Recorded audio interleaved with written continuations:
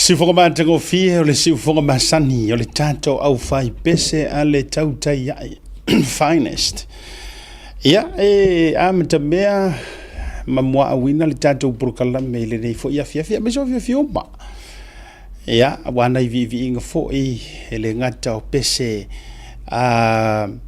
e wha ngofo ngofia I fo I o pese wha manatu ia ngata le o pese wha leanghanga. Ya e tau fisosoani fo I le dei taimi le soifuanga wa tele le fa le tino la do o tele fo I ma a mionga fo I pi utatu va ia tupe oni tangata wa sava vali mai utatu li lopo ni tangata mo yo le tino le langi po ni tangata seisi la langi e tau ai la le fa no fo mali o tatu e misio nai musika fa manatu ai a fionga le tua mi se fo le lofa a puti o lo tātou ma te sili. O le alofa e tū mau e le liwe o ale whawawang. Ia, vi ela kare leo le tua. Ma loa fua ai lau o maua. Ia, ilo na wha mahoni ma lo na angale lei. Ia, o le umwhaione tātou tū vai I le te alai titi o le wha mātou nei. Ia, o te lopo le hale te mile na ia au tau le nei fo I taimi o le afiafi. Wha malo antu. Ya o le tātou savalinga I le whaingofie I oe ai whamai upore pesele na mai atu nei ai o lo maliu o le wasa o lo toa I tātou lo no winga ua tātou whio ai mo tātou enjoy le nei lalo langi ma le silafia ma le loa ua mai ona maliu Yesu mo tātou ia lo no winga toia o le tātou whaatamala ia ona le ato tolo le o le vaenga na ia sau e tongiola ai tato o mga whaere kongiola o uman tongiola o e ma ai e wha moe la I ro tato ono sai ma ro tato wha waipia ia ona whaiolo na whina ia mai se fuore tausi o na polo inga ia se ia o ai le teimi tato te tau ma vai ma le nifonga ele ai tato o atu ia whaatalitali le teimi o lo tato toi tutu ma le whamisinonga mana me uma o lo ta ua ia fionga le tua o le whaka ua I o le soifuanga le nei o le mawhai lea I tātou o na tātou no nofo ma enjoy le nei lalo langi e le tūma ia ai o vaenga uma lava o le tātou enjoyment ia e lua vaenga mua o le ala I le manuia ia malelona lua ia o le ala fo I le whawhanonga Whaftai ei la loto I nei pese nga e whaavae mai a le o tusi pese le e whakasa ia o pese whaale nganga nisi. Ia le mawhai ona toe whaamanatu mausuina. O le to tele lava o nei e tātou whatu pese, longo a. ia o loto a taoti ta te mana o tātua tō pese. Me sea wō mapaanga le tātou purkalame tō telo i lato. O lota fo ile anau nau ta inga ina ia tā mawhaaso atua tō musika. Pangalea. Ia ua mana ia le tūlanga wa ia i le whainga o musika wa na ua la fo ka ua fo le copyright na ua malu pui lava ia lo le tūlafono. Ia ina ia mawai fo i tupe ana i tangata ia o na tonu pese o le lavela a ola inga kākui. Ia ua whaale tonu waila ma isi taimi e pe le tātou laiva isi taimi fo ile te ua i le vana umalpoka mea e koe fiwa sui. Ia tō fo mai se atala maua le ise poka la mele ua. Ia o le mafuanga nga ua koe arua ilalo.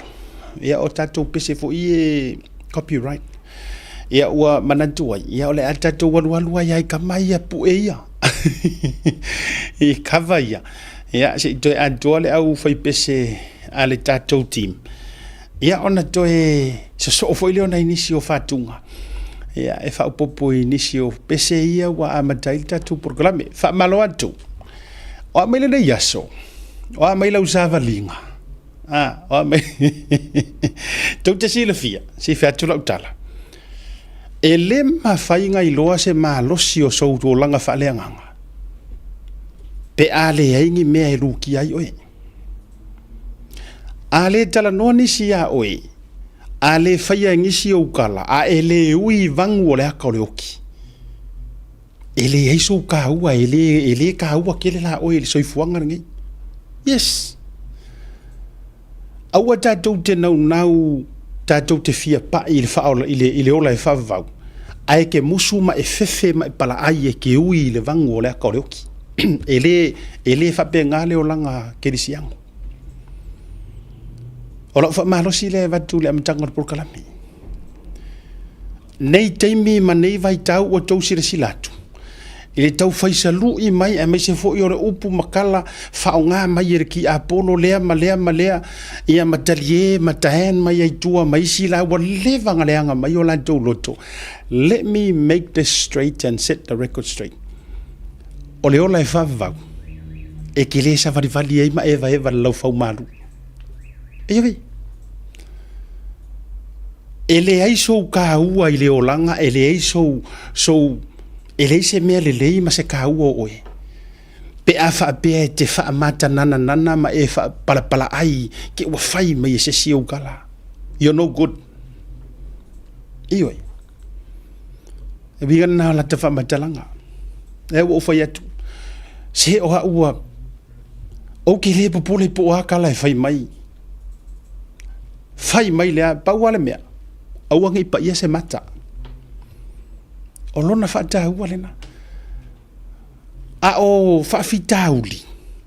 Mangei mau mea upu makala. Se tau kei. Tau te sila fia. E maa fuanga fia kalangoa ia asiata. Because there's something good in this guy. Ma fuanga fua ngai ke maka mai ai. E sa ola ukala. E ui e ke maka ki ngā, e ke maka loko elea, e ke maka loko leanga. E se mai atanga tai ala ele leo la tuloto. A leo te vetu, you will still watch and you will still follow me. Why? Because o lea tua lea e kokongo o le urupo. Iyo. E fiwa la whaingar ki Apollo. The devil is a liar. E fiu, e harura ki Apollo, ke lo oko, e unu i ka ngaka. E unu i ka ngaka e whao ngā mai ai. E vaaila le fia le au vaenga fui, e ka share solo le au. A o le hao ngā, let me say this. O le hao ngā fui, o wha ilo ia o te ilo ai. Le tangata, le make miri kingo, a o le loko le anga ia. O tangata i tango fita share. Ewe, tadia ia sia mafine. You know, God bless you. Because the Lord knows that sila fear ele tua. I've got nothing against Yahweh. Got nothing. Anyway, so I have to release my forgiveness. Se mafine sia fa manuia le ko Yahweh. Fa manuia le tua lo talo na. A faila ua taatia ia si fafine masian tamale sa e amatai amatanga. a fai o le wa e whaasanga mai, yeah, that's fine. Enjoy. Makua e fuli e ke enjoy, makua fai mai au. Au e ke fai a fuale i atau, fai mai au. Se o kanga kai aru i le li i wa mahasangi e kau ma mga maukala. Ai, o te whaawetai, o wha ilo ia. O ke ilo ai le yuka le mau ke whelengi. O ke ilo ai le au wha mai mau kaimi le e kumu vale i fuala au page. So, e wha o ngā mai e le atua mea sia foi kengi. E wha o ngā mai o ke ilo, it's a testing for me. Who shall I delete? O ai e ka kaunga. A whaila le wa e te iwa o e lea tātou len kaku whelengi. O vai e tunga e ke shea inga soro mea ia. A whai te toe whiwe koe su e a ua uporokanga oe. Bye. Whawhekai e wha o ngā mai sia ka mai kai. O te ilo ai oe. Manga kua mai. E ese ai au ala o whinga ngā lo le atua. E ile si tei mea wha o ngā mai e ile si tangata. E testai e ke ilo ai le skangaka. Whaftaia i la dou o lo concern. Whaftaia i la dou o lo tusi mai. Thank you so very much. Au asiata. Se ua o koka malapisi ngā mea. Whaafase ngā e li tangata ia i lona mā fau. O lea ea sa kahanga sala. O lea ea se mā mea ua se. Ai awange ngalo. E va ai mai lore ki a polo la akau maua. Fikiro. Ai va ai la e fikir ki a polo. Ai ki e mea i runga maka mai fasi ki a polo. Iyo e fikir ki a polo. Ai maua i maka mai fasi ki a polo. O lea la leo winga o lautala. A sa o halo wha moe. E le ai ma se mea e ke popole e fua. So, o tau fu ia e tau a mai ale whawhita hau li si mawhine le. It's okay, let her enjoy. Let her enjoy. Ayo e. Lai sila fia e lea kua. Sila fia. E alu fo ia le tangata. She will get tired of it. Kaku kakalo pia. Ai whawhitai. Ua o wilo ai. O e lea e ke whakanga aka mai. A o roto ele ia. Ia le nā. Le o whai atu. A whaiwa e whiu e koe meli mai. Iskakang o polo kāngai. Au tangata ia. O le whāua i o ala whau pe a mawhekau i. Kisi afungia. Ia, le o whai atu. E isi au mai kai i le tulo wa. E le a fia fua le tōtele. Au isi au vai kai a lea. Kake vai e. Papangu wai vali la ungu mu i ele. I mea le faste fai. Tumu atu fo ilo ufale fa tau miti afu tau te ia. Au vai a kunga. Wai e kausoro mua mai le au vai nganga. Ka shea, ka lie. Ia tahua beina ufai atu. Ele ai o tele i era tua o e sa e fia felengi mai a kia. Ai a vai ina e sau olo fia faitala. A vai ina e sau olo fia faito olua. Awalanga yai ma lesi mea ngā le sau i kua o mea whabengi. O lesi spirit ngā le la fia mai kua o mea. O le spirit o fia whaiko olua. Ai a sau la o fia whaiko olua. O sau o fia whaiko olua. Ai ke uvai mai ere a ngok se asia kai le a ngok se li a taua. Na o le tato whai mea mariam te ai sa ngā mea. Ngo ke ia ala ia le o kami solo ke ia ala ia o fa mai fia kama. O le falta ua ia te. Ya o fa yatu. It's okay, leave her alone. Faikalia ngaya. I've got nothing e pino fa ele e so na ta ua ele ta ua tele mo au. O a uma nei mau ngasu manei mau mea. Tu ia ile tua. Kakuku ile akua. Leanga o au. Ele ai ma se I have let off to and I would love to declare this ilung olo por kalami. Ai se tasi o me alo fa le tua ia te. O le discernment. O le lei o lo uiloa oi. O ke loa le lei le sau e ke sau ia ke au. O ke loa le yukar falaka. Ele se fo i mea e kele nga ukalangoa mo. So ke loa le lei ia. Lela fo ile na ben o fai atu. O ke le feelinga, I don't feel anything fo ile le I kua aku whaasoa si mawhine lea. Langa ole nganga ole tua e kakelango ngai. When Sam came, o kango whaakalangoa, during le whaakalangoanga ma Samuel, kei lo oi, kua I move le nganga ole kua le whaakalangoanga. O lo ula ngonga ia. Yes, that's the truth. Keep going. Keep going. That's the truth. E se mai lai mea ia. E se mai mea ia. Le ai masoka langonga inga ia vaila le saoa. Nga o ngai ka o ki a polo mare fidi a e ua mai whakasia vaila le waku ule mea nga sau ngi e ka umai ua tu ula na mauna sau wha a le ufa sanga mai a ma ua mali a. I o fifuingi me ufa bia nga faila lor makore la mar masinga ma fiku. O fini me ufa bia. Ya, na ona ufa benantu. A o awia. O a umanitala ma mea tau te whaia. Se ele fau, e sa o ai lupe makasila va. E sa o ai poka. Ele fau ya hau nei mea. Ele fau. Wa o malama le lei au wala ngalue mai irki Apollo. I am well prepared. O lo tama fa le nganga foi o lo tapena ina. I le upu le tua I le aso ma le aso. O se kanga kai kumu le nganga pa ia. Anga fing fa ma kai mi. Se fa tua lo tala le. And some of these things o ke keeping anga and some of these things o ke lo ka ngo fa so. Ona nafi. Fato ato e whaia leo se mātai me malo utama whale anganga. Talu mele whai ungo tau sanga, mele amtanga le tau sanga. O kousi ra fiora mako e kalesia, there's about 500 members. So e wha solo ala le whai ngā ngai appointments, wale o toi maua le 5 years ago. Sa tele ya le taimi. Sa tele taimi vele le koi kiki apo uma ma ke wha soa malo ukama whale anganga. Patu wa wha tupula ia le ministry ma to o tele. Ia wa kele whai ngai ai nga fowe.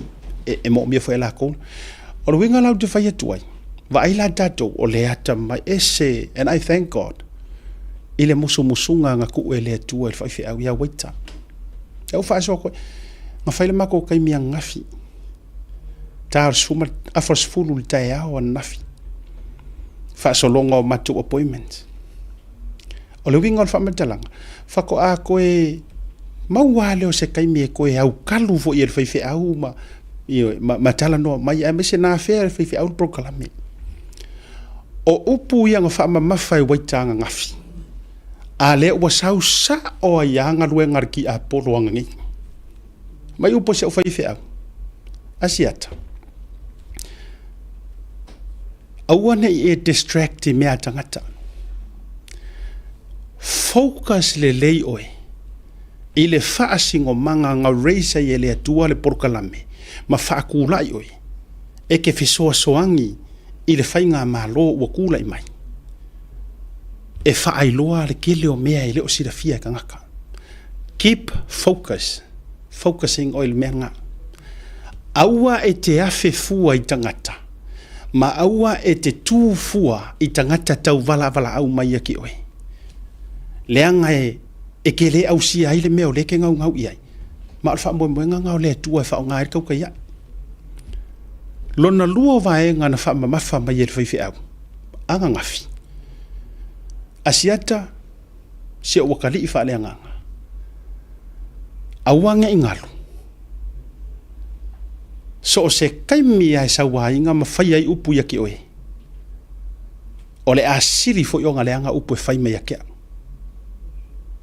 mongia kele fakua se kala se kaimi fo ke roha a o fo ia se kaimi fa kanga ele kua e la unga il matu fo fe au isi asa enga ki confirming ala ukala langa fa mako appointment nga fi la fo mo mo tolua o upu yang fa ma fa weta nga fi mua ia e kaula I ma e focus I le fa singo manga nga va au ke ku fu I kangaka au ke ango fu le vala au mai la lolangi just keep focus longa lua awana ingalo o le kaimia e upu ia oi e silia ku fo yonga upu ia le anga o u lo ka ma fa le anga le ki ku yo ku ma u ko u mar fa nga u fa le anga sila la jamo fa yang nga fi a forse fulu ma ko po ai pingi ma yang ngai fi karki apolo ale wa afia si o ka ma fa le anga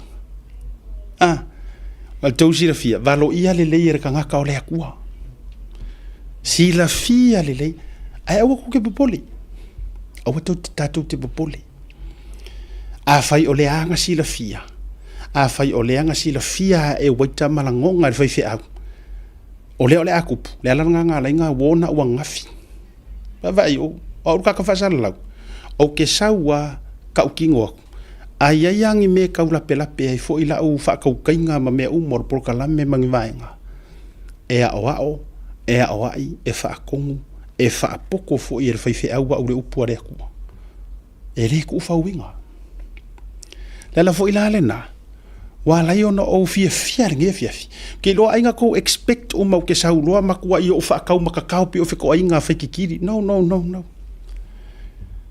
o ana na fina to e au mai ele upu le tua moa la fo ila iyo e ale ala wa ku wale umanga wa ale wa fanga se o fi au ia tatiel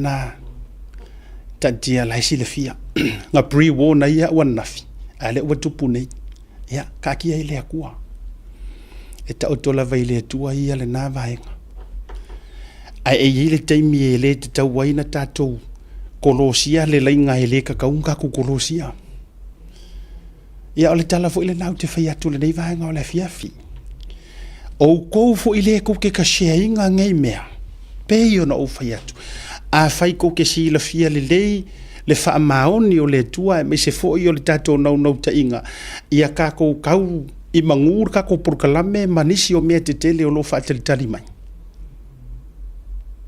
ave se ia le lo me to li de civili ma ka ki ia ele te tau na tato fa fia ingi me fa pe le ngai to te si la fia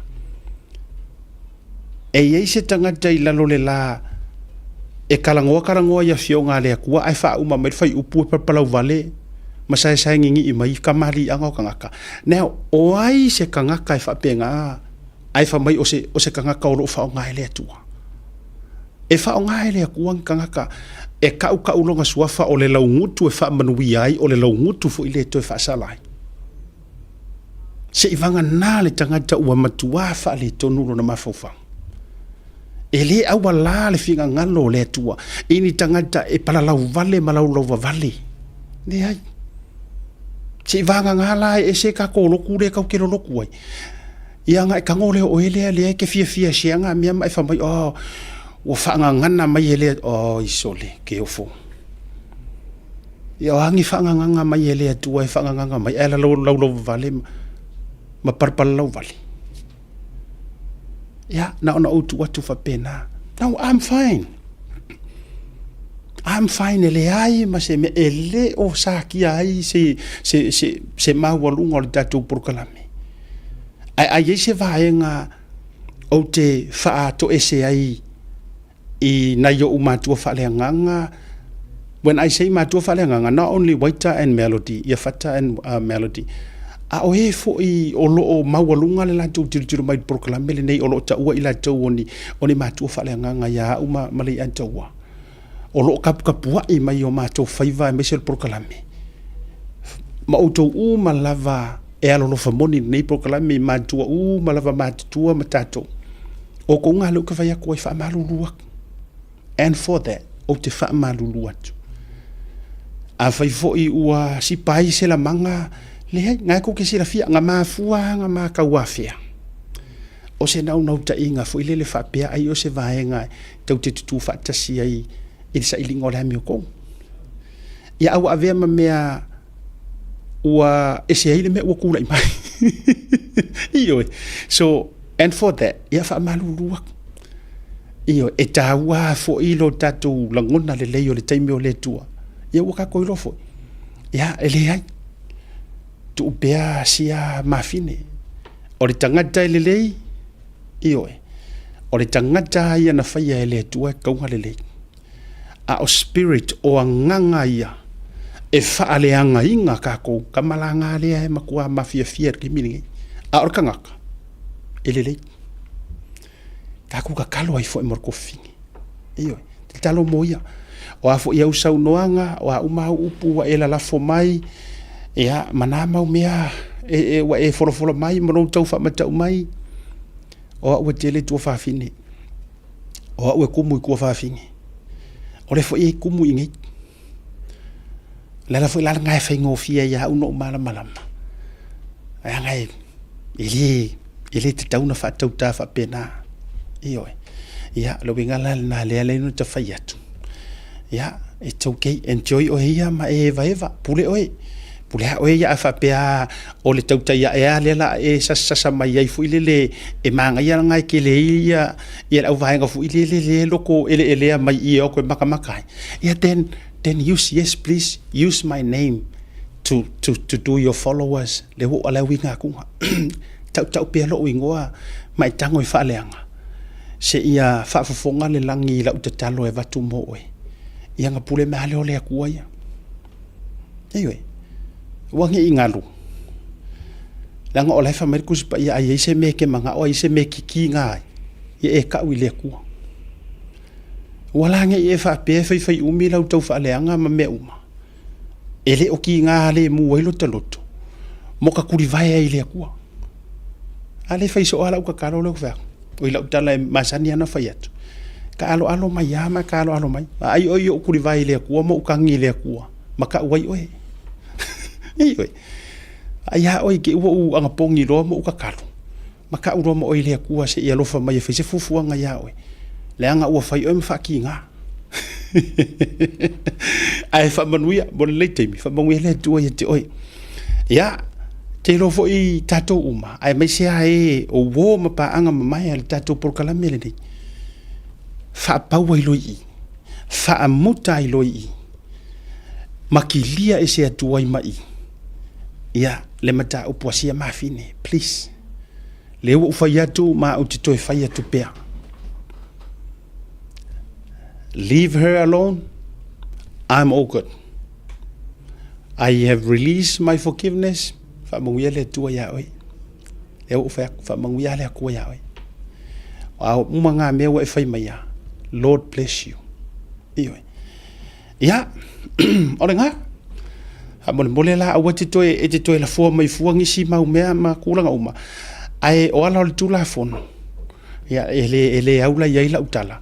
Tatia pese i saule a taua matulanga o malanga e ia au sauanga ua makua onga ya ole ola le maulo ia le mau ki puki ya so faiso so tatia pe la ala na le tula fono ele fai na o se fai unga le na me walanga ole uta o me tangata me te no foi West Auckland ma me uma fa pena ya tatia se taimi se i o karkala ngoa ya Godfather a mo wa ya fa mu ia le ko ya oi te talo e toi fa sa ngale mulo ma fau ma toi fa sa le ia tonu ma fa tonu fo laule tu yo wala okay ya ole na o nei tatu fa sisilanga ia fi tu natu fa te atu nei tatu fa sisilanga ia wala afa fo le tu lai fa o nei tatu atu le malolonga ia ai fa fe ro ai mai le sunga ya Godfather ka ku ka kalo mo ngai ka ngai ka ku uso ngai ku fa finge fa pia fasisilanga ole fasisilanga mua ole fa Sydney ainga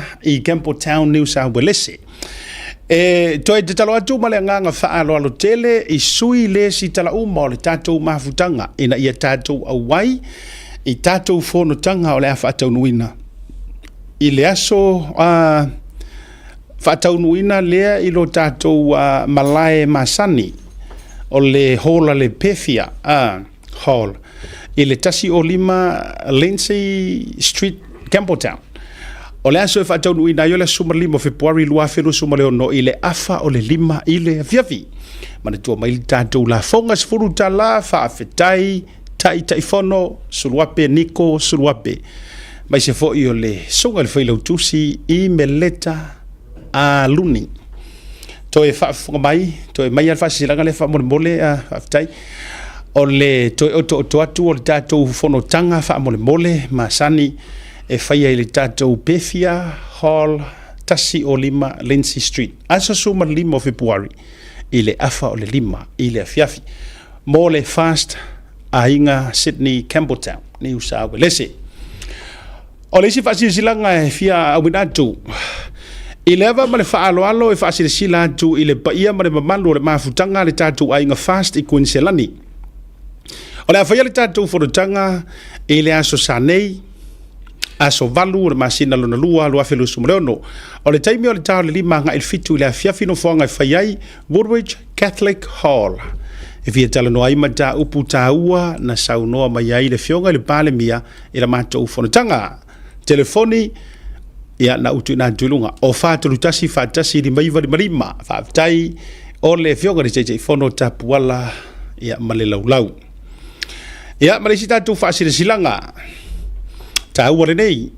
O le atau toia whaavatiwa au mamau sa apo ngata sa moa o le fuela vlave. Iau pa ia whaale anga nuu, pa ia whaale malo ai matua le tuu iau sa whaale tala lei.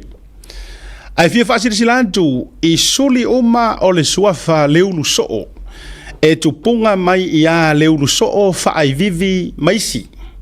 O le vioanga o sa le au mua, o le pa ia lava lea i le fio le tu ia tua whaanofo nofo i lau tofa le matua tafua. E la tai le nofo aluma ma le nofo apule. Le tawana ise ma le lauti na lau le lei ma upu ia te oe sa le au mua. O le awhaia se tātou whailo inga i le aso lua se fulu ma le 5 o Februari i le tāre se fulu i le taiao i le lawa o le vitalainga i a le ulu soo va ili i sa le au mua lava. E soa lau pule ai ni nofo po o se nofo e tausia lo tātou ainga. E tā ua tele lou au wai mai i le aso ua atofa tātou te umuti tāla talai ma sa ili se tofa au tasi. Sa ili se tofa au tasi i ai suli o mao le tātou ainga. E le a vea lo le au wai mai. Ma tūlanga e tāo fi ai se tofa e maua i le aso. Sa nia le nei whaasirisilanga e suli o le ainga. Ta ua lan whaasirisilanga le nanto e vatu lava ia maoti foi le whaafongamaua mai e suli ma feoi. O le ato auto ia whaavatiwa au mamao o sa papunga ta sa moa o le fuela vilavi. Ia upaya whaaleanga no upaya whaale malo e matua tu u iau sa whaalitala lei.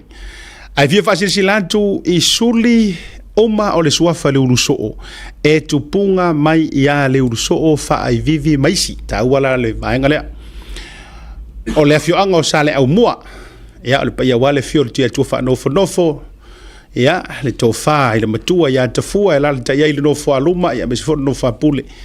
Ia mesi fono tauanga isese ma le lauti na lau le lei ma upu ia te oisa le au mua. O le a whaia la se tātou whelo inga i le solusu ma le 5 o Februari le se folu le tae au. I le lawa o le fitalainga ia le uruso o va ili sa le au mua lava. Ia so alau pule ni nofo po se nofo tausia le tātou ainga. Tau a tele lo au mai i le aso wa tofa tātou te umuti talatala ia masaili le tofa au tasiai. Suri o mao le tātou ainga e le a velo le au mai matulanga e tau fiai se tofa e maua i le aso. Sainia le whaasisi langa e suri o le ainga. Tātou o le maralonga foi mai whaafelo i kautwhare lunga le proklame. E fiafi. There is no better way to support the 685 than to buy locally sourced goods. Here at Tasi Market, owned and operated by Samoans for the Pacific.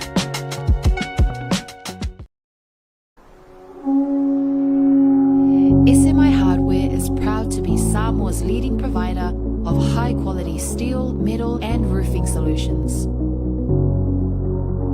Colours inspired by the heart of Samoa, from the deep blues of our ocean to the warm natural tones of our whala and tapa.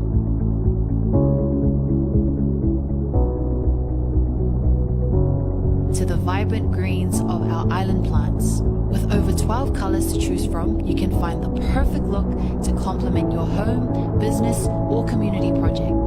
Built to handle the sun, salt and storms with strength you can rely on for years. For durability and for style, SMI Hardware is your #1 choice.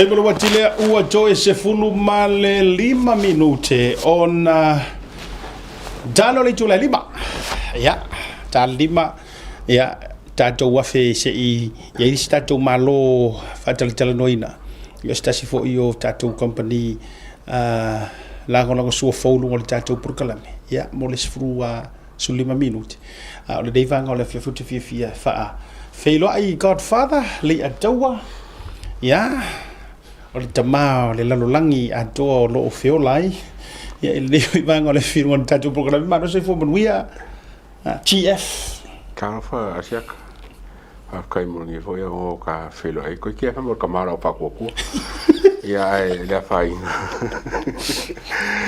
ai fa kai mo ngi ia mo ka ko felo ile lo fo to ia fa se mai mo mai sa mo ia lo fa Karafa ya le na ya oi fo ye kapea ya mana tuala nga o le tamau la fa dodoe pe o la wal le po ya sko ingo apela amo ya ai pe tati to musu to e sir falangi ngo apela amo la ngor falangi nga ka mau ya ai pe la va tu tamau tamatia e mana ye le nai e wala makko ru ma apela ai sinia ia ai tunia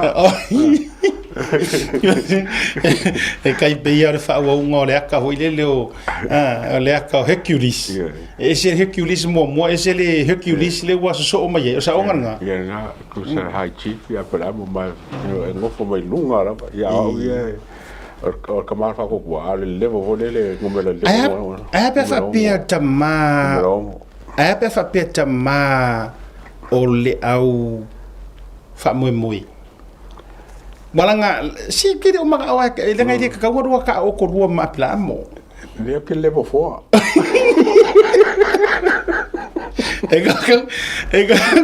e ka pe nga ya singa me fo ile le pingi ai o ia e ka ma o fa moi wa ma ko fa tu fa moi wa pi o fa ka si faith and hope my charity dai mama wa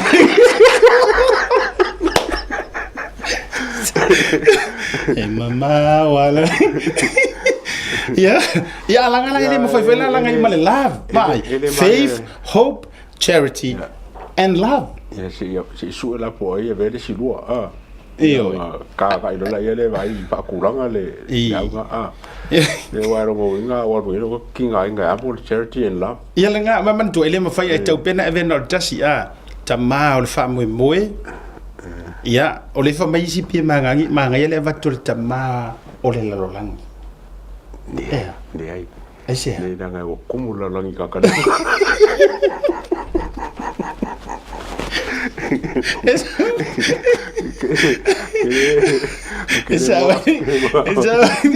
esa le ka le si fe a unga ka le ka esa le si fe a le ka le fe a unga oficina ku ia le ko inga sa va o fo ia ku fe a sa va inga sa fe a ma mai le ka di ko inga ngai fa foi le fa evangelia fa nga nga le tu fo ia ku ro fe a sa va fe ka mar ko inga ma sole o ma si o ka di e fa me ka fe a tama e ma tu tia le fa nga ina le li o le la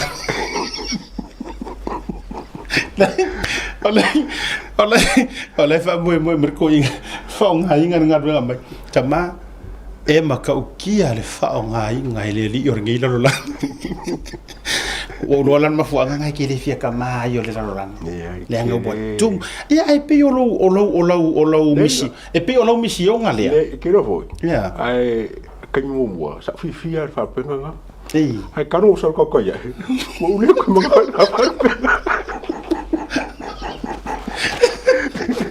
le nga se mo ka sa e ko ke ka ka la ro ka le ko mo ia wala la ka ko ngi ka ko sa mo ai wi la to falanginga ia ta o ne la si ka ko ingo stui tu lepa Grand Chief of Papua New Guinea Papua ia ele ko e mau se sir nga falangi ele mau ora fo ke lo Papua New Guinea ke nga ngare ofu ko ngu ko ngale ya wala ka la yo arma mo ya Papua o ke aka e bi ele la va tu fa fa fa nga sa ke le lai ko ngu ko e kala fe ngai la ia o le ala wala nga ke lo ma fo te lo te o le fale ya so ya te va ai se nga upu ya o menge yo fale ku no wa ko sa u fa ya so ya le ai wa u manga kai akala ku ngai ko ko casino ke kele fo ngai e ya le maina major grand le langa lu ki kau alu fa winga upu Grand Chief of Papua New Guinea so ai makua ye le maina o le mini o le maina major grand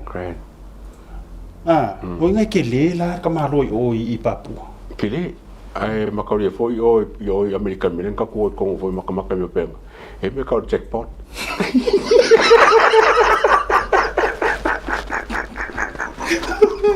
si fu ai o so ai ka de vo ia wala nga veika silen tato wa ka mi biro so I matato mata e ia ila o fela o meia o fela o upungei io la to winga mai le fa nga ina e la po io pe jackpot ke vai la po ala nga o fe kau ia ele ka o ku le I o ia ile kai o ia o le la o ta vai tu wala nga ia o papastui Grand Chief ya Godfather e kaurolanga I masofa alanginga nga Godfather Tamaole fa mo Kamara ya ngana ya bai dem fai ngai fai or kamau ke si masi da ngai e la fu ya I Santa Claus e avien me nga mana ya tama o tangata e ia fa mo matangata o le ni fa mo e pe kama fu fa ko pera mo e kama fa ko oi na fisu ya na upu se ilo ele io che mo fa ya e ambele na yaso mo ia ka ma ga ia so o ka fi o ma fa ma ga ia so ka ora so ma lo ia ia ko ma lo mo le sko vai ia lo kula sa o aso o le long weekend le atato wika ka fio la sa so long weekend fo tato Waitangi Day o le ase fa ta o le Waitangi Day ia te oi wa leva mautu sanga wa e ola me soi fu i usila o te lo o e wa e ye le so tanga foi le tanga ta fenua o maori mo ya me o le ase fa ka o le aso I lo mai tau o fa nga ko nga foi nge maori o whenga fo le nga saingia ma fo ma perkangia I kemi fo kolongi ia le nga ave sei la ko fangua ma sami ma vai pe o la konga fa mo ko ngora so nge ke nga me ia langa ro wa ku ia e musila la ko ala ngo mangkwanga le ka wo nga me langa ma ko ave so ke I fanga ngi Waitangi Day le sikausanga nga o fai e o so ke danga ko kusa ia kakasa mo ngo ka fai kula e pa fer kula fo fo le fa o fo ma le RTRA 2008 wat ma ko wara nga ring ma ko sa ko ngon ma ko ngi ia le ilang la unga le o va ku le ka mau di fo ngi ama ko le mo ke mai e lango kom ka langa kusa le an me nga me la fai kula e pa sa mo ai ma kula e pa la hotel la ya mare o la con qua la fa sa bo so le fa cura fongo a kule pa mari cha pipi e se fongo kai pe al mele ko ke le foi ko ke finga o em ko fa ma con eso ma lo yo mai lo la ko ya o fa ko ya e ma ko hai chief le mo ke mai ma ko o ke mo skula ga le ya la nga ka o ka ma lo le mo ke mai ma ko ya mai o mo fongo fa ya pongi fa so ke mo au ya ka kangilo le fo le fa lo mo ia I ko mauri wa ngo fo ia le mongo le ko ke o ke por pongi kasia ba ngo mo su ma ko ku ya ngo lo la ngo fa pu me a ia lo longa me lo nga samila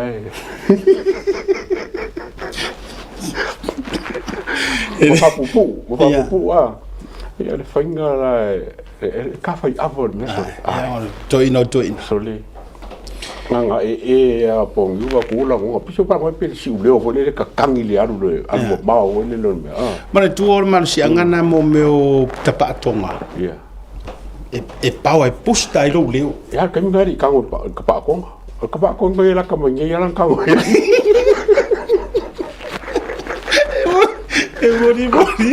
E mori. O te vai atu kele ha le mai ngoro faranginga le wai ai.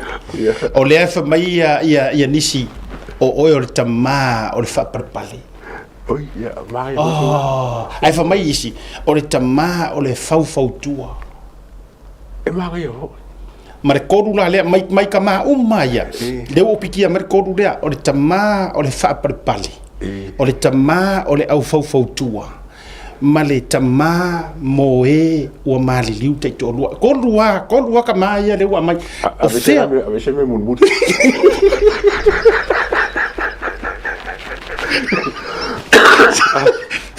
Cara, sa kai ka ko pongo a veces me llama me la hansa ka ko pan me que fa murmura.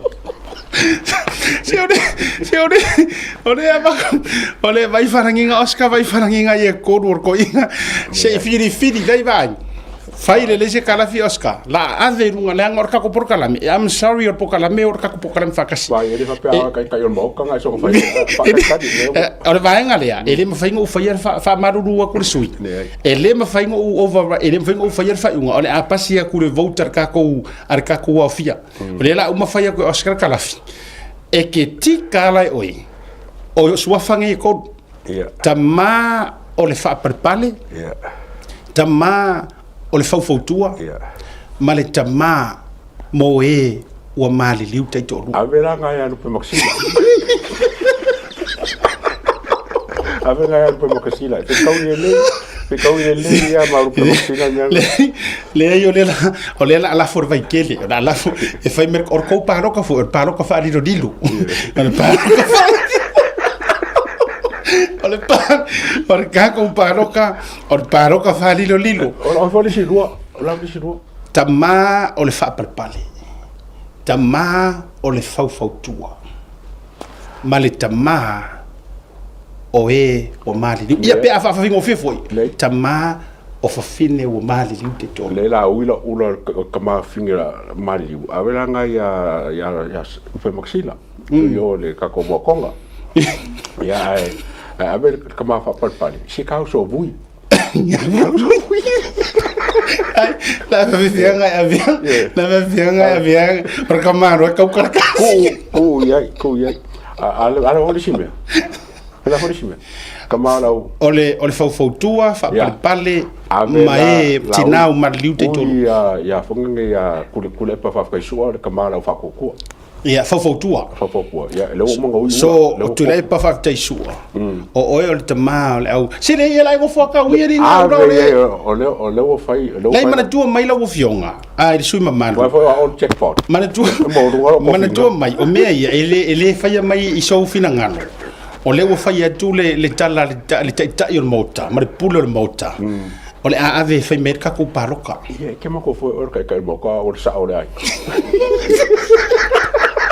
Vamos wa umaenga e fa mo for paroka aquilo e tasi au tiute lei to be honest o e kasi le au que vai ma tua fe tau le mau no mea o le tangata na te fau tuaina ila toa wa maliliu te tolua io o vai la uma futanga mai o la ua fa longo o lau fautua o le fautua e ave fa moi le o ko man ko ifo ave la le taitonga ya vai lua pe makasila ma misa le o fa pu mai e heiri le tala fa mai tama o le au no fofua mangaia ka fa pu wa ila ngai so tama o le fautua tama o le fa prepale ma le tama o le au no fofua no special interest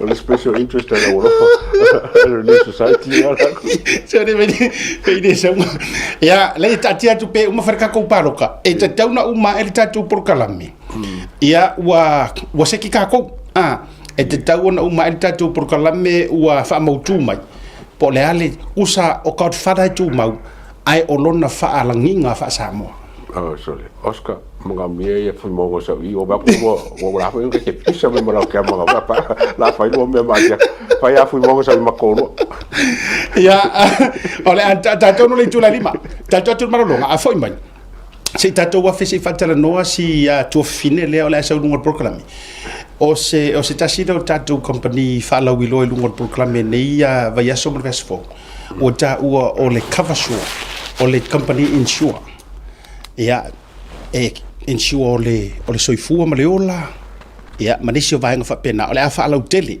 tatu whatanonga mo sulu 5 minuti ia le umi ia ona toe fo i maila ia toe whaagolu tatu puklam tatu on marolonga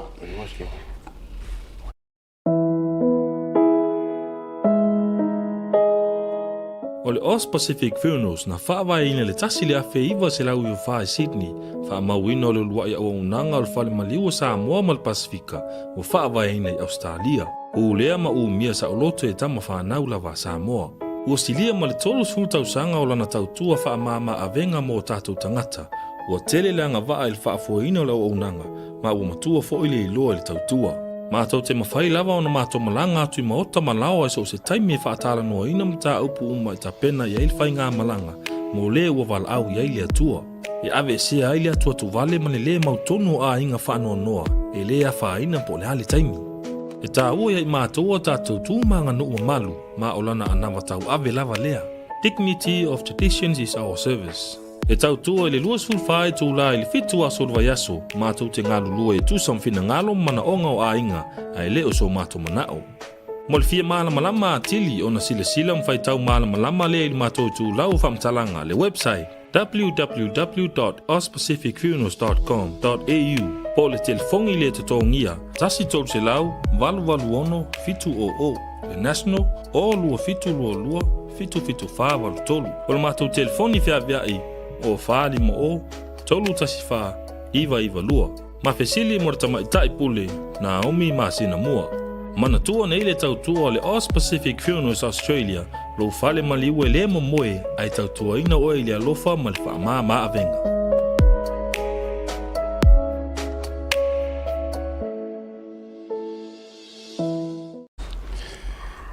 Jaibelo batile ua tatonu wa lima, kasi ke le lima, ya.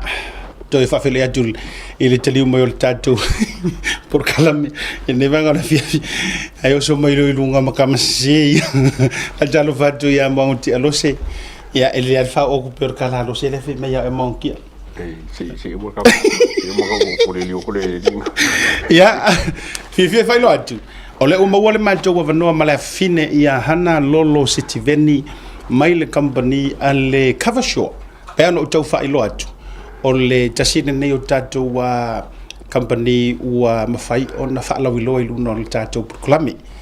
Ia, maratua mai fo i le tātou special package, fo i le watu so o lima se lau tā la, maua loa wanoa i lunga i, to e whaasala lau vai aso atoa, ia, le tūlanga o lau pisinisi.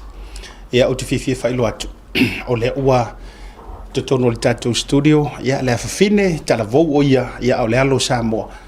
Ia le tumaita ia hana sau fo ia ma ko hana ia le fo sau marisi hana le ia fa talo fatu hana lolo sitiveni ma lo so fo manuia ma lo so fo ila fionga ia o te fa talo fatu le malo Samoa lo ma wa mai le nei Port Kalame fa talo fa pitoi au ona le atua i so se tafal nei la langi o lo mai mo mai le tato Port Kalame nei afiafi. I also just want to say welcome to anyone that's watching this program from anywhere around the world. Thank you for joining. I see that for talo for taita tato po kalame le ne afiafi lau lau tofa asiata ai fa pe fo ela sunga le atawa fa taila va mol over no o mawai na te sawa lunga le tato po kalame ne afiafi e fa asua fo ele a onanga le cover show. Welcome. Ma lo fa tai sore nei kere fa Samoa a hana ali e le tele hana lan matu o lo soifua e lo sfulu o sanga ia le li fa tai o le fine sel o fi mana ia lau fa ta lo fa iwe o se so la ia hana va tu le no introduce yourself I don't tell you if ta non ta upu ia whailo ia Samoa, professor la fanga ia me se foi o matua i le no i Samoa fa mon mole. Ia, e la o wawa ma lo whaaloalo tele lava, o te whaelo atu ai lo nei tangata whaatau waa. Ia o lo ingoa o hana lolo City Veni, e lua se fulu o tau sanga. Ia o a o le tine savai, o te sau mai lano i savai, pua pua, i whaapea foi ia whatausi. O mātua o Mawata City Veni, ma lolo City Veni. Sole. Hana na whanau i Samoa pe na i New Zealand. Ia na whanau i Samoa, mu mai ngi le lua fesulu whalu ngā se fulu lua kausang. Lei tele sole. Ia, o re kenge tātou i mātou sa vai, langa ire o ese sa vai, ire ako. Ana ire whawhea. Oi, ia oi sole, ia teine o le whaasalele. Teine le whaasalele anga, ia o le teine a moa foi. Ia, wai vai la tātou ia. Ia, o tau sila mai. Ele lei le whaasa moa, whaafitai foi. Ia, o le a tātou whaataltala noa. E tusai o le au nanga, ua whaingoina o le Covershore. Ia se taimia vi foi runga Oscar ia le polo faila o le tātou company lea. Ia le utu na tulunga. Ai o whaafisili, hana o le a le Covershore. O le a le tu inga au nanga. O a me fai le au nanga lea. E mwhainga e kango e whamtala ia tātou e misio le tunu. Whaftaila lava mo le whaafisili. Ia o Covershore o se insurance company. O le matua au nanga e matua te providinga ia financial advice mo tangata olo o mana o mia ina le fisosuani. O le matua au nanga e lango ina tangata olo o pea whaapea le maua i mawhatianga ni o langa pe a mia ele oti pe maua foi i mai o le nei o langa. Ia o le au ngale o le Covershore. E matu te lango ina o i taimi whapea ia. Ok, lono winga o lau whamatalanga hana o le whapiritania o le life insurance. Yes, life insurance. O le tule i ngau sir fia uma o le insure o le ola malau soifua. O le waita ua ia o te lo le maliu ia wa whaingofi. Ai o lena e tau da ua le tūlanga foile le e kawai pe amai. E kawai au nei la vatu pe ama ua mali a tau e whainwhate tainga. A uma ingai la pe mai le a tau a le oke member insure i le Covershore. O a vaenga e kawai e mawhaina na fisosoani ia le insure. E kawa mai le whare mai. Whamone mole. Ia o a whaapela e mai lau sunga le ia tau po lau sua whafo e asiata. Ia e mawhai ona a whaapela lewa e lalo le matua au nanga le Covershore. E mawhai ona matua susuani e kawaina ia pili o whale mai, whaapea ia o medications ma mea whaapea na. Ia. Wow. Oro winga la e taua tele ia a ta membaloa la Covershore lo no winga mai e kawai ia whale mai ma. Yeah. Whala au o tūlanga whapena. E ni tausanga fo i e whaangaka ai e te tau waina ngā whaangaka ia ai whawhea fo i la mātou ia lea iai mai tū mau fo i e whatita inga leu kero whakoa a mele le suka toto maualunga mai whapena io e mwhaina e whaasoa mai e mwhaina kawai o tau ai whawhea fo on whai. So tau sangala e kawaina e mātou o le sefulu ono nga i le fitu sefulu tau sanga. O mai tu mau e mwhai ona mātou sosoani atuai. Beila o le suka, I am so sorry to my parents, but I am going to say this on here. O mātua o mai le suka. O mātua maua o mai le suka. Ia o le au ngala le au nanga a Covershore. Ona fo ila mātou te ngalulua whaatasi ma providers. E lua e mātou e sili mo le tangata lea e sign up mo le insurance. So mo o mātua e iai ia le provider lea e mātou te ngalulua whaatasi e le latou app e fsosoani whaanga le whaamalosia oe, ina ia e whaamalostino, ia ma e i mea aiso i whaamalolo, ina ia mawhai ona whaetitia ia lo ngasi. A taua. Lea taua, ai sau whaafsili na e whaafsili le whine. Leo ka ngoi i mai ia ngasi ia. Whawhea pēr ke ua travel ka kai Samoa. E kaba pēr ke ua isme whare kongo i Samoa. Po Australia fo. Ia, a whaapela o lai na e sign up i New Zealand. Ai tupu mai se me te oi Samoa. Ia, e mawhai ona ka waina e mātou ia oi. Ai e te toi fo i mai i New Zealand. E whatino i nai your treatments, and we will cover you for that. We will pay for it. Okay. You will be covered for it. Aula pe ko ke anga i le kau mo me fa. Yes. O le fsiri tonu mana ia le tau la tau ai. Hana. O le fsiri ro ko ve ku aka ke roe ke kavanga le tau. O le ase ma se vaenga manga ia ile ma ko sign up Lord cover sure. I say I ta wai le cover sure. You won't loa, to be honest, whaiwhainga whai eisi insure. O isi foi bank tangata ia bank ia la tau te whai a foi ia life insurance. But what can cover sure offer pest or better? O le ase vaenga e sili e ta don't cover sure. Ia, o le matua aunanga. Ele fosia le matua aunanga, cover sure's main focus is to educate people and help them understand the importance of insurance and having that financial security. Ona o le langa ia le tangata Samoa, e loto alofa. E tele fo iala taimi o tupe alwe whaalu nona ainga e le se tupe whaanan le save mo me tupu mai lumanai. A wala mea o mai ma le oti foi. It's not something you expect, eh? So, o le o ngale o le au nanga a le cover sure. O le sifai, our company is very diverse. Ele na se tasi se tangata no utono le mato company. So a whaapela e te fia sign up mai a te mato. E mawhai ona e tau tala mai si tangata Samoa pe o au.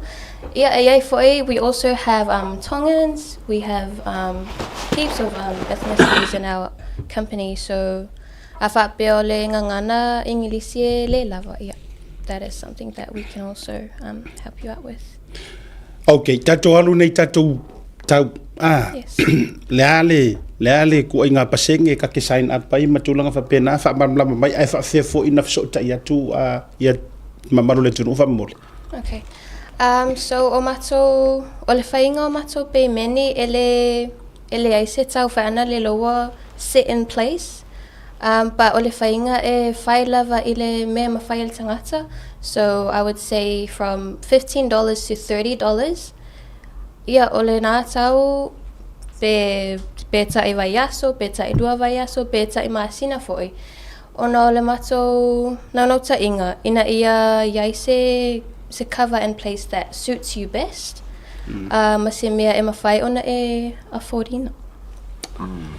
Ma lo fa tai le ata wo ma fa fisi mo le tai langa i toe fa wa fo i pe no fet e va so fo i toe mo ni si fa lo telenga ai o le introduction le wa vatu mo tato ia in le o nanga le tato cover short ma lua como fisi ma wa ko fa pe o se furu o fiku furu. So if you're over 70, is that means that in pena e mawhai fo ona matau so soania tia te o bea fa pe wa e over male fitu se furu. Ai e tele ia products e provide mato ia longa la afa pe e se fulu mako whakaika inga fa pe se fulu ia products le provide mako mo ka ia mai le se fulu ngo kausanga i le ficus fulu kausanga a pe ala o vatulo so i fua mai le fitus fulu kausanga ia ona lui fulu la ia i la lole amount of products e mawhaina mato providing na mo oi. Yeah, a little bit about the company. Posing at Minguke, is company Usila, post company America. Yeah, thank you for that question. Ole Cover Sure o se company it was founded by a Samoan.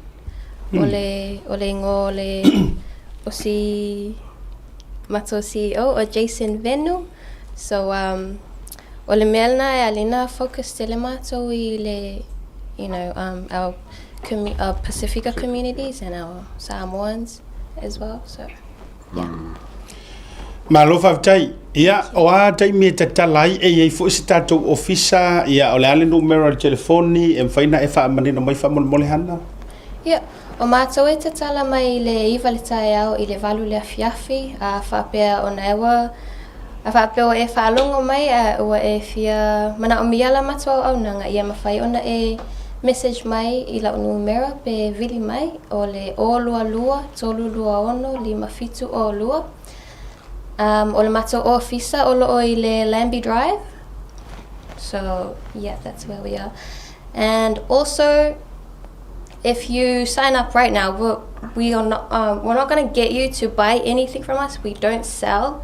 But afapeo le la e vili mai atiau at Bookso appointment, you have to mention Blue Wave, so you can go into the draw to win a $300 Pack and Save voucher. So, Wow, malo whawtai tele lava, te loa na paulea o vaenga mo nei tai mi wai tātou te toe.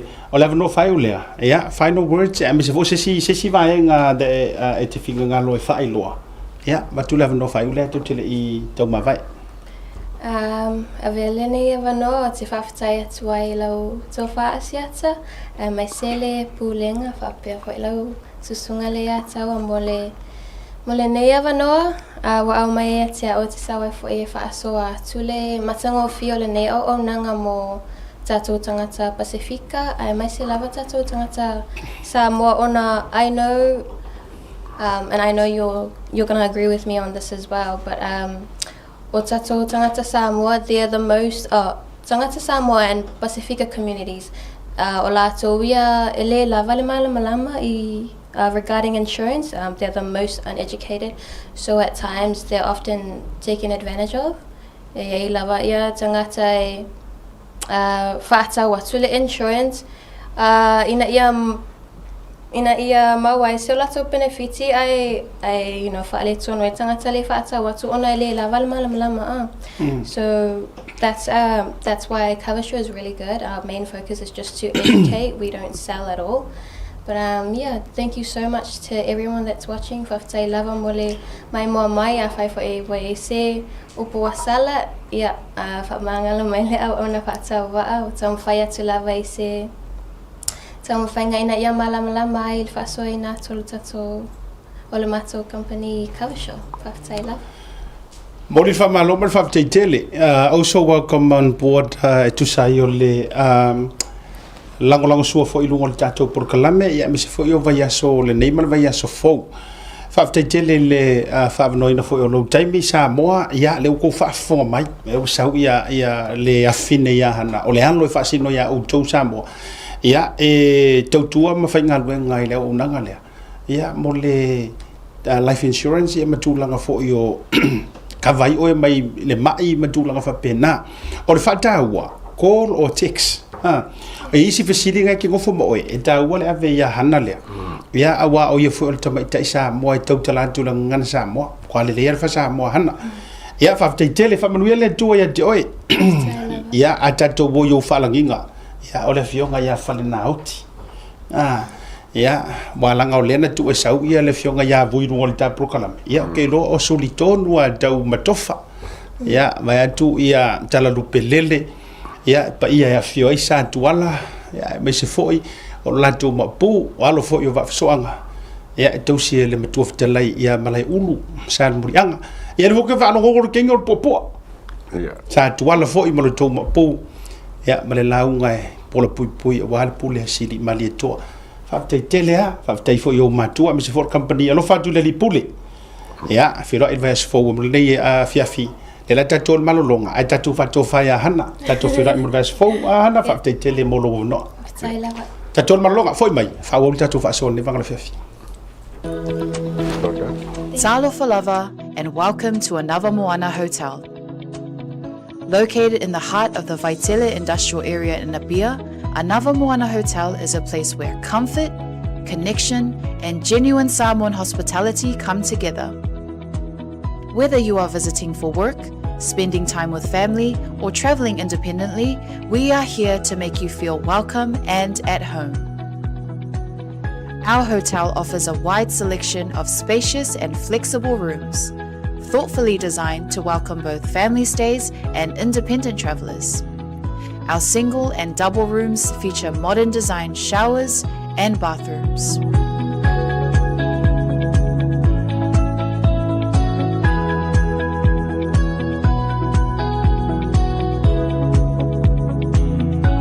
Our family rooms are generously sized and thoughtfully set up to accommodate families of all needs, offering a relaxed and welcoming space where parents and children can rest, connect, and enjoy quality time together after a full day.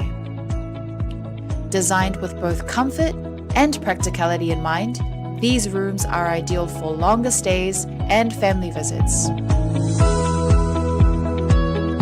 Another Moana Hotel also offers well-appointed conference and function rooms that are ideal for meetings, workshops, family gatherings, and special events such as birthdays or weddings.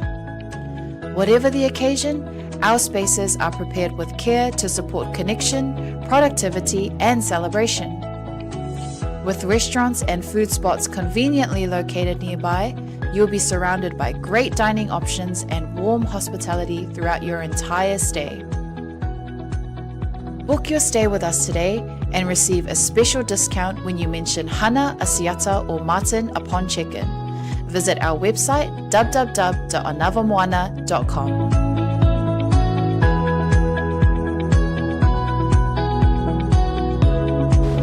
Debora watile o luas furu biru tau nei le July 5 le tau tua whaua mo le Pro Wave TV ma le porokalame o le tau ta iae ia i le neivanga o le fiafi wa umatu le fine sa tatou wa whaataranoa. Ia, whaonganga iau o nganganga ta mesia tatou nei New Zealand le ato. Ta ua fo o tatou wa sosoninga fo lea le ngo whafonga kula finge ia hana. Ea fo o le kampangi o le na whaavaina le alo Samoa le ato. Ia. Ole ole mangai ngai la ko falong ko mo muli ole alo Samoa ya msi fo le Samoa. Fainga mama lama i manga onga fa pikoa lava mo kako Samoa. Ya msi fo i el Pacifica. Walanga kere fo yo o insurance palang ia peo a fuala ko policies ma ko fo i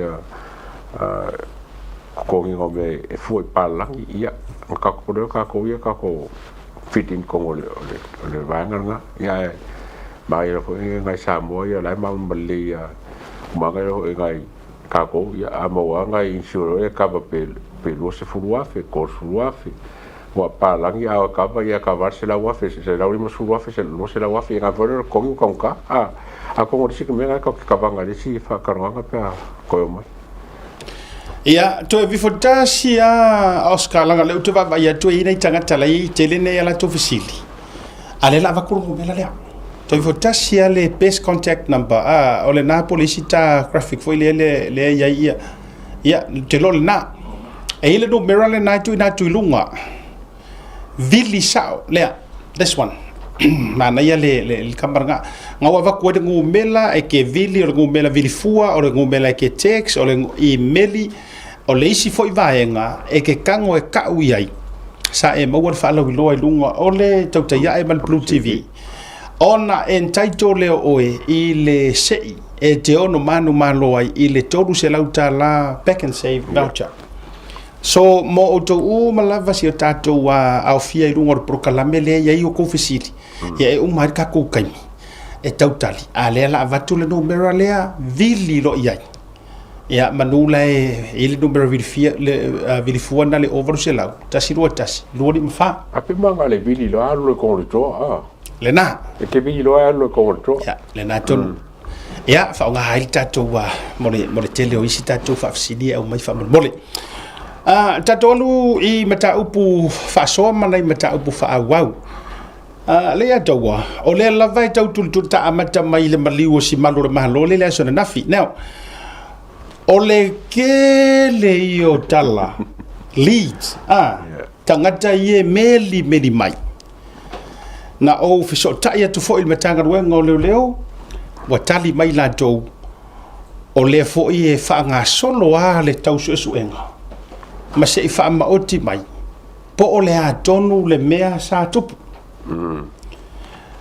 o le tala le sa au mai le fsota inga mai i le metanga ruenga o leo e whape mai o le vaana o e whaile la tau a whaataita inga ina ua whato ato e le lei le vaa na o e whaile la tau whaataita inga fo i lele a trial petrol ole vaenga le nana le na koneti mai ai ia ai tupo ilo fa la e ko no para la si sami ona saole o to lua ai o mai so i fu le malo po le uso le to sisi la mai lunga e ville paulo e kweni poring mai o sa elva pa fa pa o mo ko e o tele ilo pe walanga o lea o tele mo to be honestly at wa o tele mai lo pe na sai po le mea e ko inga me fo ile la halu le ko ai para si lango o to mo mai man tua te tiro nei le va ale mai lunga lo nata ia wa man ko ka fa ai fo mo va fo ile lango va sa sawa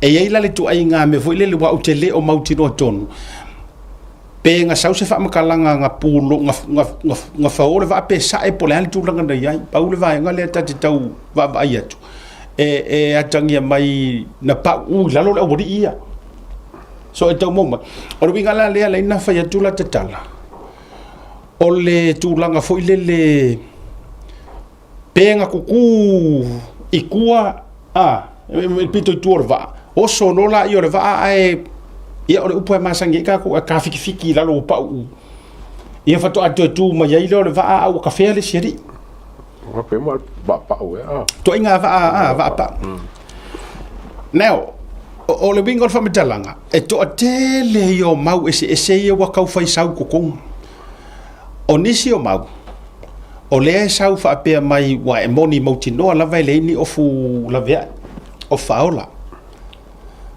ai o isi mau e ka wakangia mai fa mai tala isi no na va tu fa pena fa mai tala isi ia ta awa ka fa kur kala le ka ke u fa pe mai nisi ai but o liti e meli mai to tonu le to telefone na te fa mai nisi ia e ka masalomia pe nga unga i sesi you know too soon for that very soon e fa yesi ta tu tala fa pena ai fa pe mai nisi ia e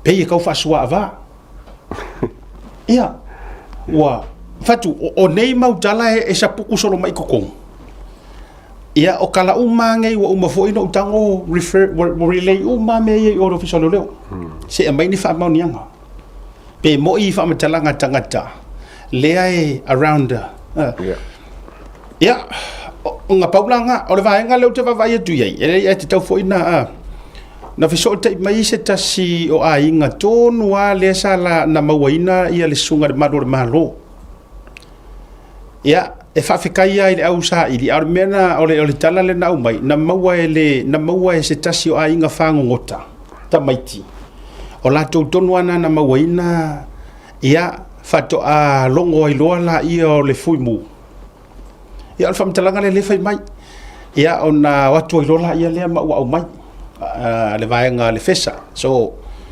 ai o le ai so ta mai se tasi o le ai ngo ta maiti na o fango ngota ia le ana la to mo na sa o le malo o lo ia tu lango lo na tino lo ta fiatu ia mala to fa so ta ia lo le fa to alwa to lo le fa ai au mai tu langa o le na ina isi la fiai o te lo fo e to titia to va vai etu ia o sa lunga se live assessio o di ia le ngala ko mo sa wa ai o tele o lo o mai tem nei le ato te ilo i te o isi o tu langa le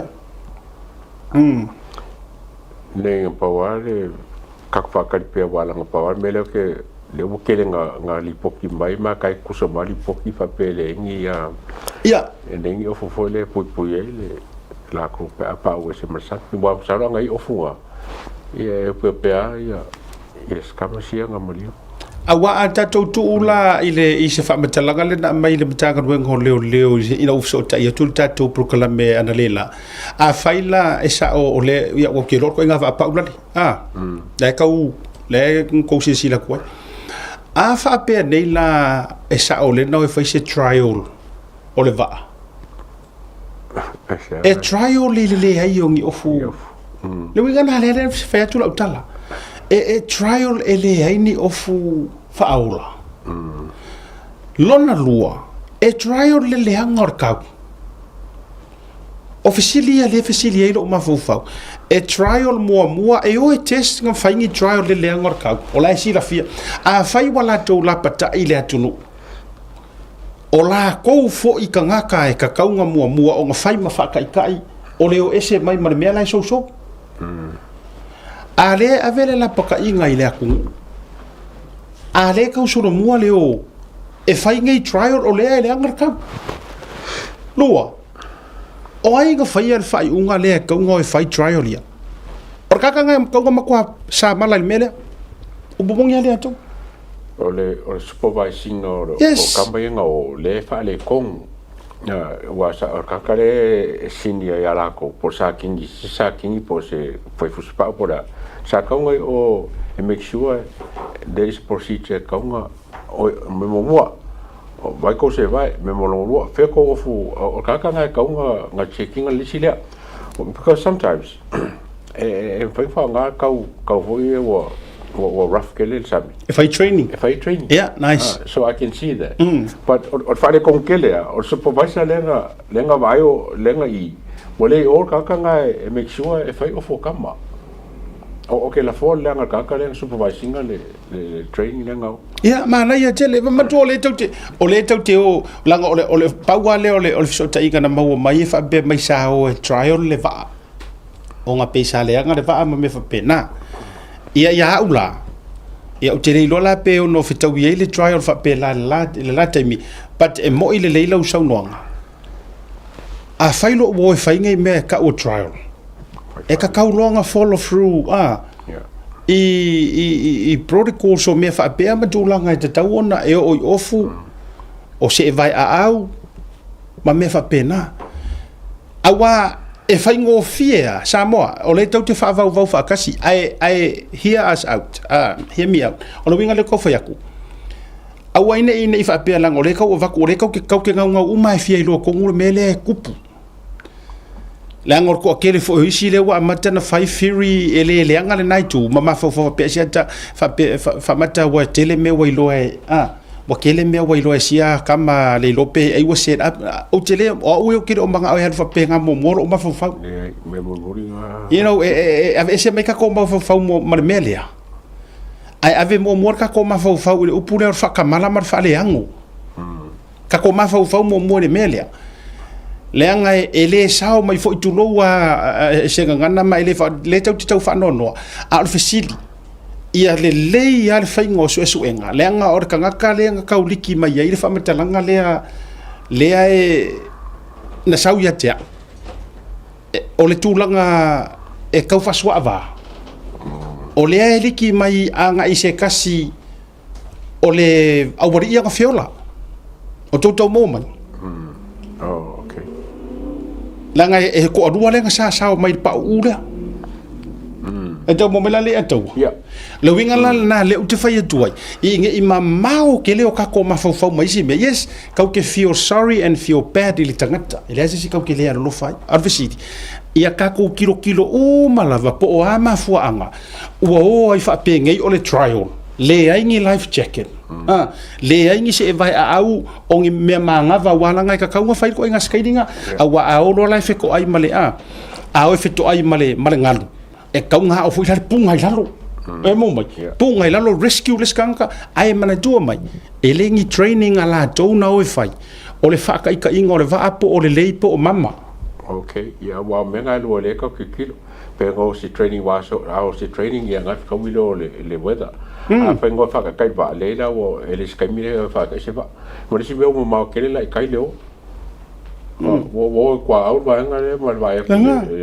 me ko pu ya esa oila a foi le winga na le tati fa ya doi e ke le o va nga ele air up langa fo ona ole nei tau vai taimi wa kelenga kako kau fainge fu ma fai ole maliu mai osia ye ko kongo fa pui tu lo sunga ya bali maliu mai sia tina nga o me fa nge fu ka ko le ro po le ale ma fu anga yo le bo mai le tala ia fe ave isolo ole pule leo la mana me uma wo sa o le pesier ki ma afu ilile wo fa nge fu me uma wala tuala ma fa nge fu le wo wala ile madiu mai le ia wa ka ko waru fa nge fu ya meli mai le tangata nafi meli mai fa mai siata o lo u nephew le si lenga sao mai uloa ia o leanga mau mai fa kala ia pe yang ka wingu da uri ia leo sa tala tanga tai o ke fa kule meli mai le si vaenga le aingo stama si o maliu au mai le tala fa pe mai orke leo la ko masaro mia le mele ele tali tonu na pa uila vai so ole o ma ua ya nga kau kongkong ya ko fa penga ai ole ngo yo mau kala and I am hoping o ave uma kala ye official ave uma official leo yo e medi mai sitasi fo yo o ainga tu va la lata lava o si malolo madiu ele ka di kongu vaenga ele they are not buying ile kala lea nga pa ula lo pe nga eskengi ya o ula ya le ato ya na lo fa to atu la iyo fa tu ya va yo to gather as much information ya to wa manif fa amon yanga ya o nga ka penga le so ye wala nga esu e uma mengi ai o tu lalo o sa iborgi kaimi ba o pelo ko kele ya ko ya medi mai le si au vaenga okay lo le o bodi o le ha choti ke ro nga foi la ku ya o bele ai o tau fai sa o male mau scenario le theories ba wale tu alalo ya le foi taimi sei ta tu va ai pe ya awaile ya se me elilo ngai me le ato ai se me elilo ya pa wakar sa o le bio lengo mo mo lengo fa kasi pa wanga ngai mo wakar sa la wodi ia le ai mo supervisor nga la winga le ba ai ta wa ya whoever I'm sorry si tangata si oea e ka kaunga pa u wele uru la le ngai le ka kaunga e fa ka ngai nga le o fa pe fa foi ta tau la ngai le taimi tau te fa ile me le a tau wa fa ma sani wa avea mama sania ku so tato fai le me foi le o le habits o le wa tato wa mi ma ku ala ku fa fa ngofia ya ese me ya ngai ke ya la ya wa e bore so fa le yango e ki nga fa ku sodi life jacket le ma ese si o kama sa vai pa ya kama ki fai popo pi wa ma sani ma fa le no ila ya tu po lo ma fa le la ya le la ka dia pe nga o le mau kari de mele kari ya te lo na pauna o le update le na o le dei a taimi mo li fa malo ya o to uma ngalu fa tasi le fesa fa pe foi malo le malo ya o le fa taiwa o to e mawolo na tino o le mali e se fa kula o kala le e ia le video le go mawangeia e pe ya o le si malemo le te lo nai maua le a mai le vai tafi o tele o lo por sauni atu le po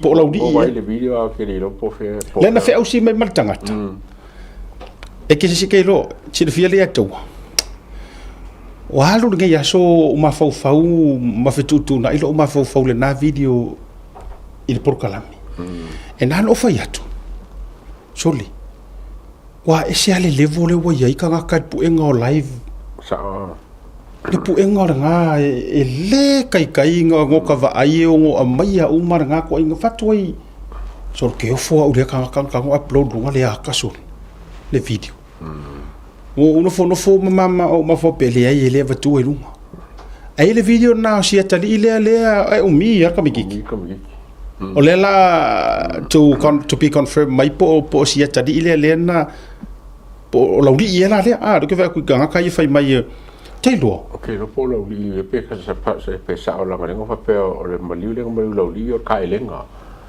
wala ko me ke mo fa ile ia fa toli po fe na vai ke lo ko o ke ile ko inga video no la leva tu o ke le ma o te o fo o ringi ka ave runga le ko inga video fa now se o ka ke fia fai ka kala uma ai foi le me te tau ona e se usila sila mole privacy o iska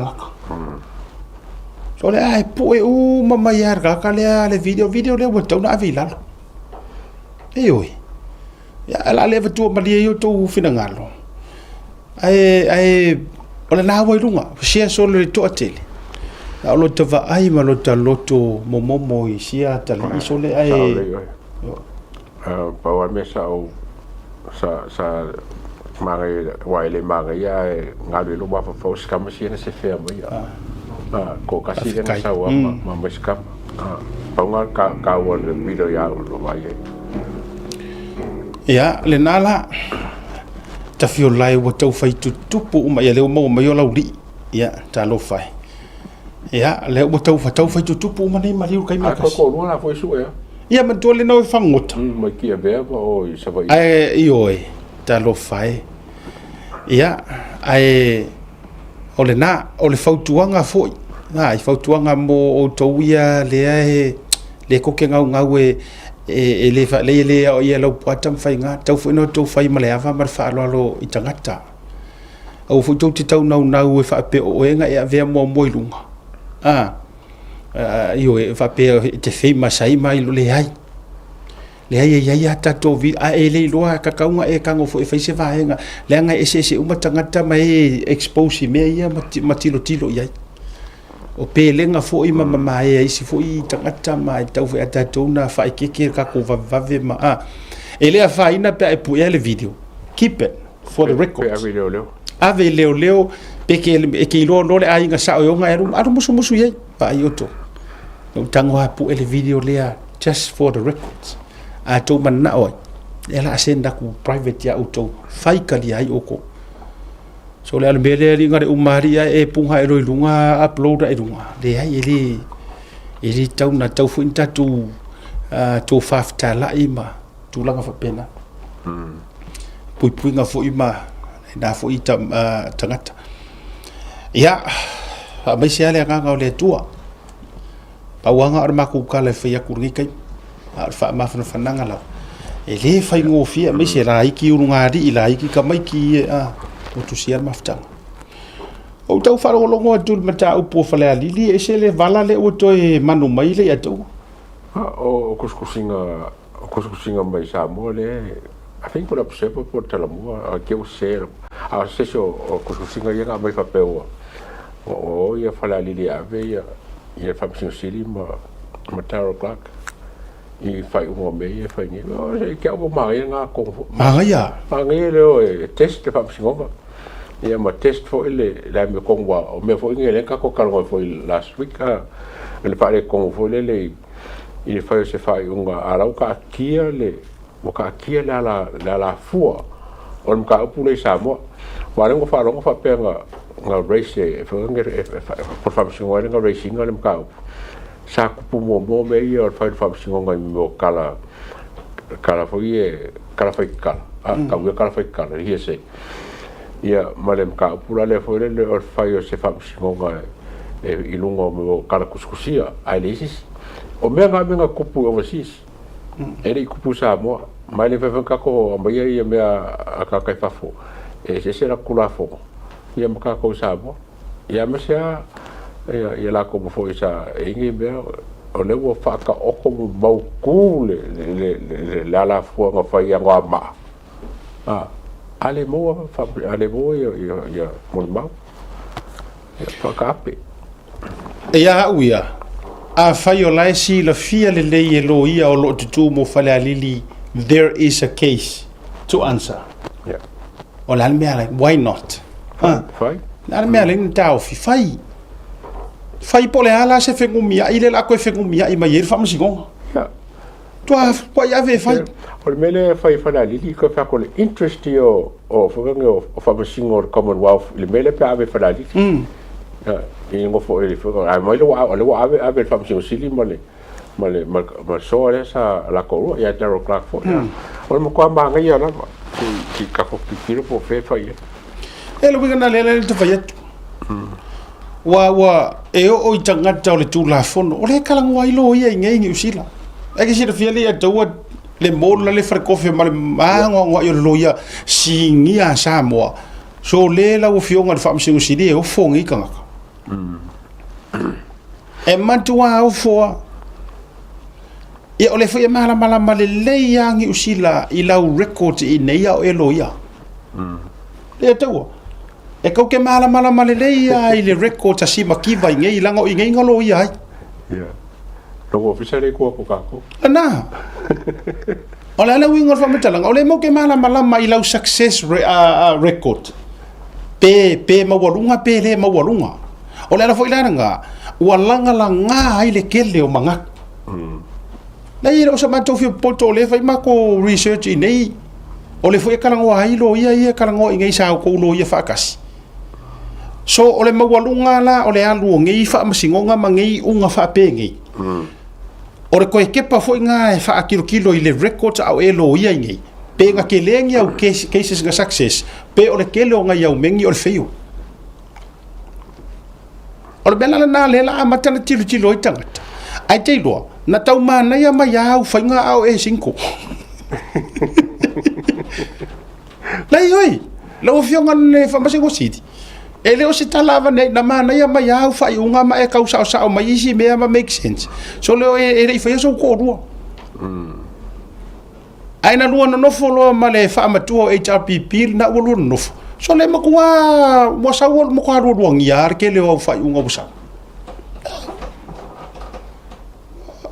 e ola oi sa le o le ma ye panga tipo kai mina kalele fale fale fo o yo le va ai o Commonwealth mo United Nations ba o ngofo ma wa ngar va ai re la langi ma ka umaya o fa pengi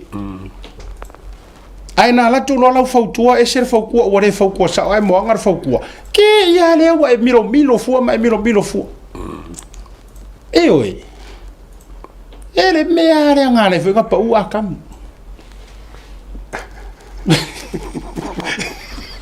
Ioi, e me alea. Ioi, musu aku eva. Mo le sila fia lau songa si makiva se fa kula ukara. Wa leva nga manga o le HRPP e kuri oi. Leva. Kusa o le upumongia ai kere ingofo inga e se o farkua le no, ile o le ke fa kula nga se e alalanga uma ya kanga makanga uma malama ia isio e matua HRPP e le nga kia nga me ia e va pese me le nga me HRPP o winga na le tu fatoi na matua seki uma mai au fainga ile makanga savalinga te loi o le record le HRPP nga ia e ko e pale me loku le pa or ka mua le kiria ese si makiva la nga ile power kiria ese ile i ko kongor pale menge le lua vai ko ya fa lua vai ko le ai e oi le o le mafu la utala le uta faiatu le anga o sio fritua o le niso se kasi o rima kamakau ko stui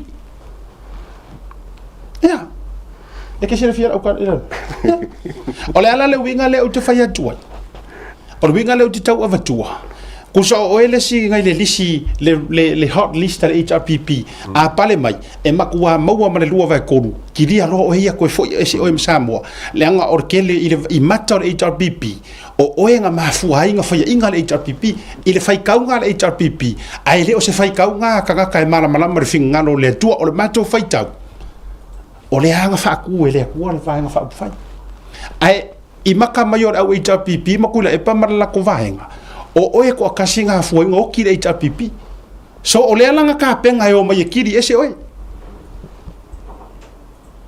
ai vai la oi le fainga o le anga fa ka penga le ya oi le tua ai ku sa wa kaluanga o marosia u fai poipong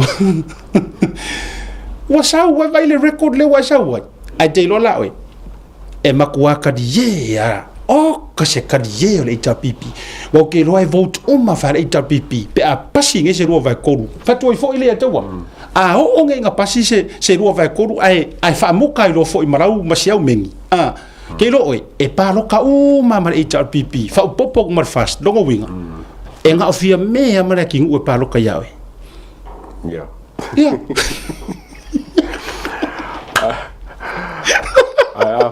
foi mai eu pai ingo ngusi le no me ai ri oi se ngusi la ko manga oi pa fa pe umai sole ole wa mai si tala tu wala lo avatu au tafa ole mele wo va ia kunga ole wanga wala so nga kili so i parmia ku sai la va ile wa e nau la va si bativa ia fa ia inga ia ko rupe ola unga kilo i kua ko o fa kamirongo melia e songia i le keisle a ka ko le makala fa le alili a ko le makala le melia e songia i tu lo war keisa sa faka e sa e fa palengi ngai e fa o fa inga o si sui parmia ko e fia ko i makuilo mala ko mor ka sfuru ko sang sfuru ko sanga e malo lo ai pusingo fo ia anga wa nana kasi mare ke awon ko foi fala li vele ka ko wo si ka kingi po fe fa ye ya wa folinga mai le o kengi anga mero pa fa ka pi folinga foi u ka wanda mai foi ba nga ye la ka mai o mero malanga challenge nga challenge la u ya la ko malo i le level la volo ye le malako foi le te faiatu o le winga le na monia le o la fionga le ile ele ole anga ka kala fesi makifa ele anga ku kala fige fo ile ele anga ku kala lunga di ile anga fa ya ku ya o e musu e ave fesi se ora ka ofie ele anga ku kala nga a ma wa ole o matale fa ya o siringia fa ma o lo fa ma ni langa wa sau wa mo sau nga ya mengi se va ai o fa basinonga fa nga palota a ole treatment le o fa ya lo sunga nga wa pe o fasio kanga ka fa mo inga criminal a FCD mai FCD aku asia ai ngi cases mo nga sapina mai ngi California nga le ado to be honest langa o e makoro se fu nga ngi cases fa pe nga ora ye o e lea e sapina mai ni record ko California kanga a kula fongo fenga paroka fa pe ha wili atawa o mengi o sapina fa ko a fai lunga ka so engole Supreme Court male se vai e mai si me ke pa ko nga wa fi fo ye le fa psionga fa paroka e ka sa ye vui ma tara fem ka pule ko si ma se yo fa psionga ma fa psionga si di ka wa nga pia mai la ye ya le na tonu la winga ngala kala wo le vanga manga ole ita pipi kiria we ngasu esu e se aikia kiria se we o ke la longa foila a fai o le tulanga wa auto ma lo nau lava e kuri au pur ngai me sole ya o kari ngai le ita pipi ingo aku mar fast le ma se fia nga wolofa e wa ka fo nga on ti en pot delete expire ya nga delete o ka fo nga delete la web service tulo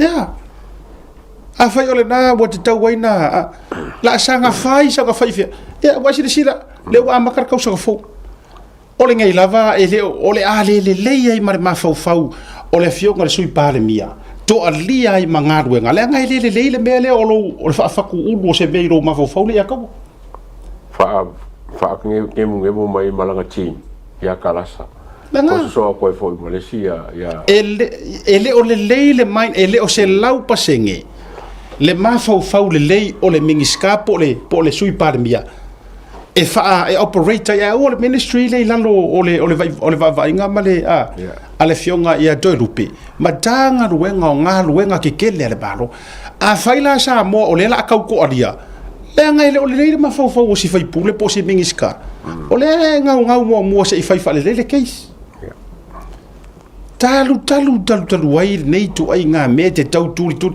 ki nga wa uma le nga so ala pule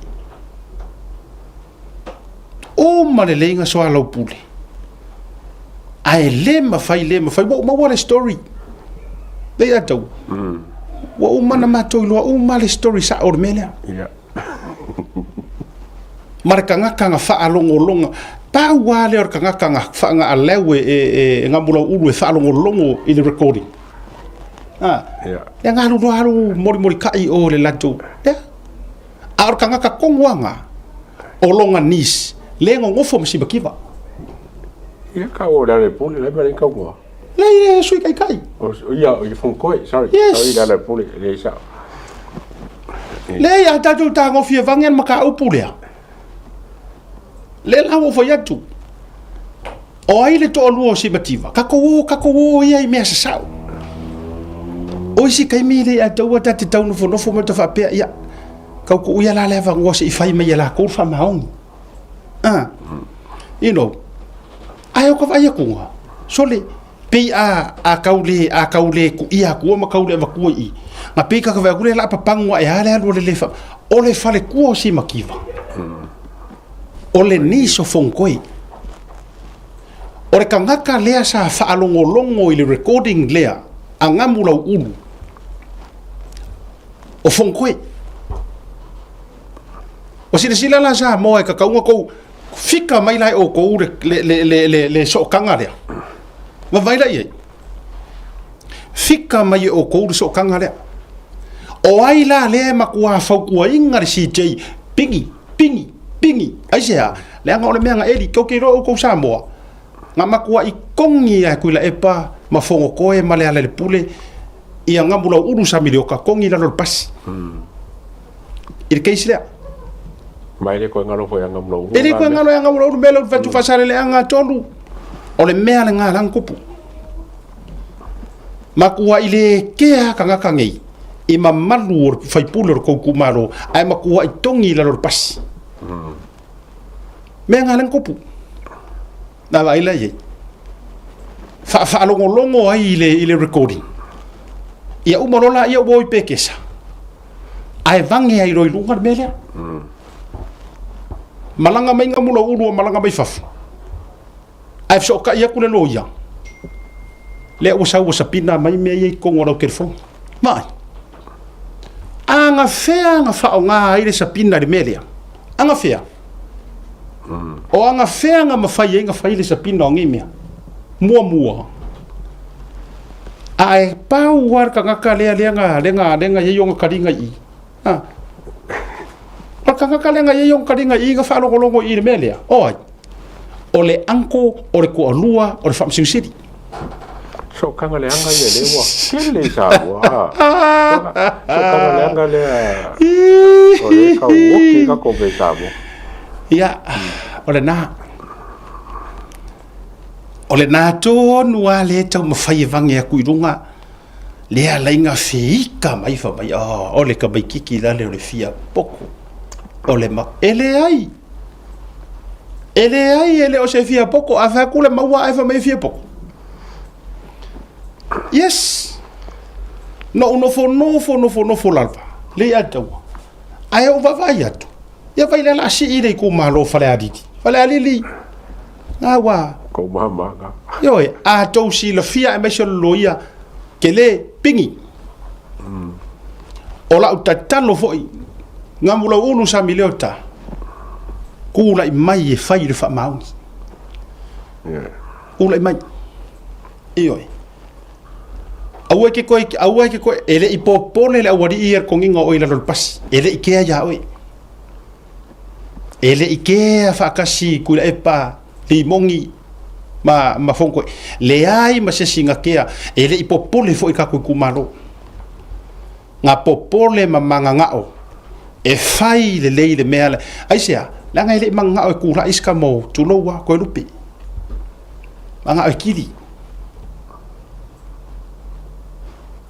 ele se usira sila ele se usira sila ile lua vale lei wa uma fo la keu le lua vale lei mal fonga fikalai sa ye momu awa kasi fo ile case o makua case of makua case o re kangi ai apa pali leo te eu maspa nga ave ia nga mula u a ole ale me nga kupu nga koe uia ala o mea ma koe keu le va se gentleman's agreement e ka o mea nga o mea wo pasi ya o mea ma fai nga fai le anga ele pule mai se fa masingonga ele pule mai fa fo e pule ali ku malo a sa ausi lor ko fa fai le lenga anga nga sa o ko ngu nga mula u o le wa tu sa o e se ka mar ka ya e mali a ka wa please by all means so ngia ka ko fa yer mesa ele yang ola wori ya ki ngaru le fiaru ki kula ila nga le fiaru ya ngamro ne dawa that's the reason ele fiaru se ngamro u ku lenga mai e lunga la sa le ele fiaru ai se la nga fo wori fia me ala wori ia wo fa nga keri ko singa fo langa fere ale le pete melana le fa ya tu lava a le lava fa ya ai mo fo umi fa fenga ka o le mafu anga ko ngwa le Samoa mafu anga le anga o so kanga anga menge yo piloto kle anga e dangerous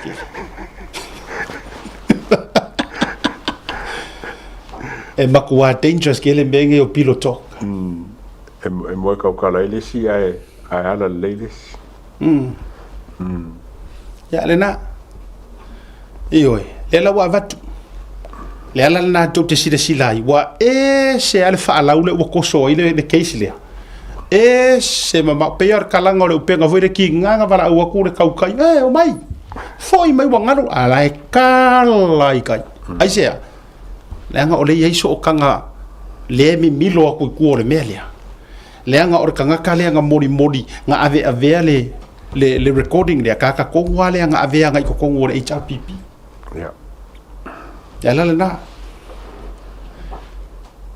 awaka ko ke ko ku ma me so kanga ma me ya ta tu e fele mesa la fo ile ka ko le mau amulo ulu sa mileota tu lo le ta ur sofa o ko fai ka wai ka ko so nga puli a fai e to sisi e ilo to fa langinga o sa fo kula fai o ma ku puli ia makua kula e lau fa ko fa la inga e kia fau ai mai so fo ngar fa msingonga e ki sa ngosa o ya o ye me ku le mai mare ka ngaka e fa longo inga le melia mare ka ngaka sa yo ai pe kai wa yeranga fa uma e oko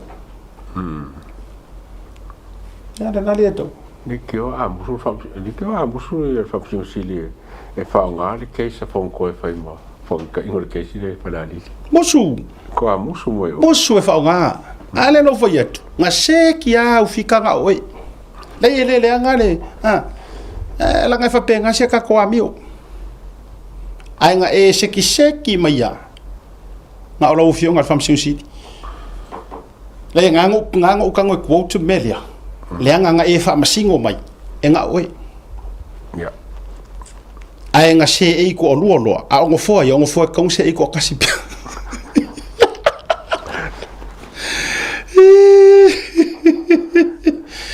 ya le na wo fai do atu ma fu anga la ia le ala inga mimilo uminga imea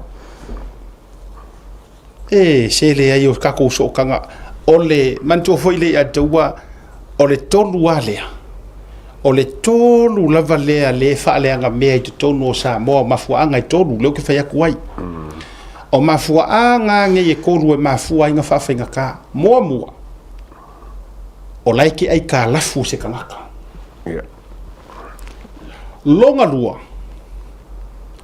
o lo e fefe se kanaka ma le lona tolu e te so o tanga ili tangata o le koru lau alunga le fa le anga ma mafua i loa le upu lea o le corruption po le corrupt me ye koru mua o laike ou e ki ai ka lafu i le kagaka ai kalafu ngo kofia ko kule pala ko famsing sil ya kasinga ai kalafu nega ori kalafu ko ngol be oi lenga mangkua e foringa mai ele o e ko ngo foi ai wa e ngo foi o ngo se menga fai se kagaka ya e ka war menga o lo ai kalafu i o mi ele nga se ai kalafu i kope lua fefe le ma ke ka ua kua me e yoi fefe ai sea fefe kuli ya fefe kuli fefe expose kule epa fefe kuli fefe kau fefe timote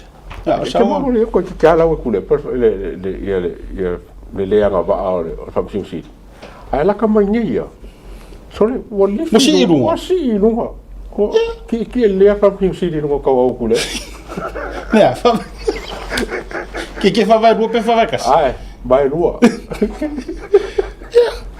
ya ko sa o fefe le wa ma le wa tango e a mo ai ta la fu pete o se tangata that's one thing le fo ia la ke vai e disi o vai nga ia ki nga la ko ingo sko inga o ki nga lo la ko kadinga il fa o lo ataua mar fa vesi and they will still close their eyes and to lepa. Why? They owe him. They owe him. It's either they owe him loans, it's either they owe him lands, they owe him mea ngau mai i New Zealand, travel i Australia, they owe whatsoever. They owe him. Anga le sengi kula epa mai faspepa le avifea sengi kula epa mai faspepa le avifea mea kongo kaka umanga they worshiping him because what? O mea ia nga fai lua o le fefefe ai sea e siriaro u fa susu pe ir mele ku lo le ngana langa o le upo ngana ioi langa e ke kuria u ke wa ko ave u langa u sa ka isi mar moa o ke ia palai mai mele e le ia u qualification le mele ai nga ave sa o ha u lunga o ka malo fefe male numero tolu o le kamala lea o le kama malo si lea so tanga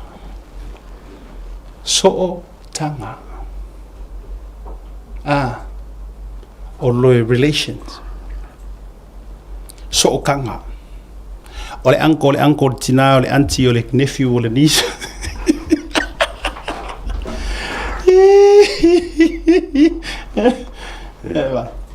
ya tasila na vaenga le ai to alia se ka ko kilo ai mana ia tele pe a fai o le fato fara inga le a fale ali le to ko yo mimika ya fale ali laka ko sua i pese nga masangi ngo ka fa longo i mo fereki kai mi e vala au ko ila wa o nga la usa u ke bobo e paka go ka uro kai ngo 2 4 6 8 go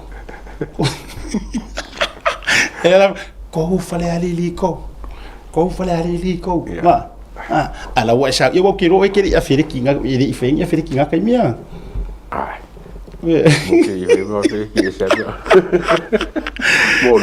Olímpica ma ko fai. Iyo. Ngale na. Ole vai ngala na il famasi no ngale le tau Italia. Po fea wa la fai. Na ole toi fa mana to tu lava ile si to telo tato. Leila na le na tele la to no fa fsi mai po la me wa ai se wa ese ir famasi no ya talasa sa anga ato ai se awan ese mar case le ala alise mala auli mar vangale le yo fa mani no ga ile o case nga ele o le case le na le wa ese ile le afionga ile fatama tai fam sino le ya kalasa talasa ato le ai o le o lai ngo fo ya kalasa ia le case le o le fo o tolo le solo se fu e fa kalia ai o le isi case alise lava ia le ave e fia me ono le tusi le ta o iso tanga anga ile maliu o le polofesa o le case la le na le esema le wa failo mai wa ese na ia ai ke le afsin ye fo nga me ai sabe wa nga ese me ala vai kasi o le nga faia ai baku ia la ko e fa o case ngala e fo nga ko amaka le fa case fo ringa mai e kauna ko e fo le keisi le amakanga la ma sei ko i le fa le ma sei ko fa i le fa le pa fa vole fa i kala sang fa mele ko ki kilo la amakanga keisi le awa nanga o me marie ele fa mai le seng fa sio ki e fia me ia Dr. Carpet ia sila mako le wa maliu ele se me fa pena pa wa mo kusi o le fa makara le mea langa sila fia lise man masa so man mero so fa kasi le le kusi le a sia me wa le fe kala sa al ke sili le fa ngofi yes porque se sili fa ngofi ai se ke fa ngofi o ke la alise mana tua mai le atua o isi vaenga o le tusi lea o isi vaenga o le kusi lea la o fia ai tala noanga le telefoni no ese mai le alu o i vavau ese mai ai mai isi vaenga o lo ta uai tala noanga le telefoni ina ia la firo le ta uai ia le falitad malo ya komisinga le na o le ala ia i uma fo i le tamaita ia lise evidence o na tala noanga o le kele so le erenga o le alu i vavau e iai fo i mafa maunga o le nana matango fi oto ono le tau fa matala ina langa o le walu ese mai ei fa msingo o le o te lo ia sa to lau mai le tele mana no yo di mau mea buti so me o malela la testi lu mole le bota oto ai o nga ngai vaenga ma ke fia oko ako o isi la mau fa to doina ia evidence lea o le ave test pe fa maungia pe le fa maungia now o le fa maungia ma le fa maungia e all depends pe fa moe i kalngoanga ia text call langa ma wa pe fe ka ngofi foi ka ka ia kiriki e iai le maro si anga o le tula fono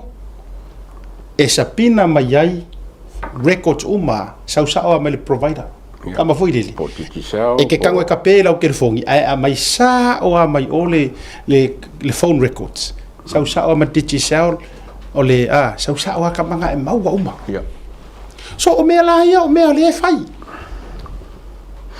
ya ale la wa e se mai ai kwa le ringa oi uma o go friends of your me ia e ko ke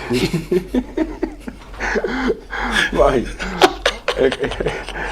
kasi ya me ko vai como ma foi kala alo o le fa ma ngir kala li se fa pe mai nga mit fia me ma li se o Sheraton ama ele se me fa pe nga mo me nga la no fa nga me nga e fa de chance fa ali se a ele i ka ua baingi phone records no ka pe me le ele fa me li se nga mit o Sheraton por kala li sen ko mit ai muso ya ale wo lo so le wo lo so mai ia fa mai o le so ko le se me o se single me lo foi ai mo ngingo al kuseri ele i ka mu ulanga ele ilanga ai e te lo ala utala ia wale la fe tuni o si vai ngol tu sina e au fia imbele vai tu ngol o ka vale foi le anda ka vale o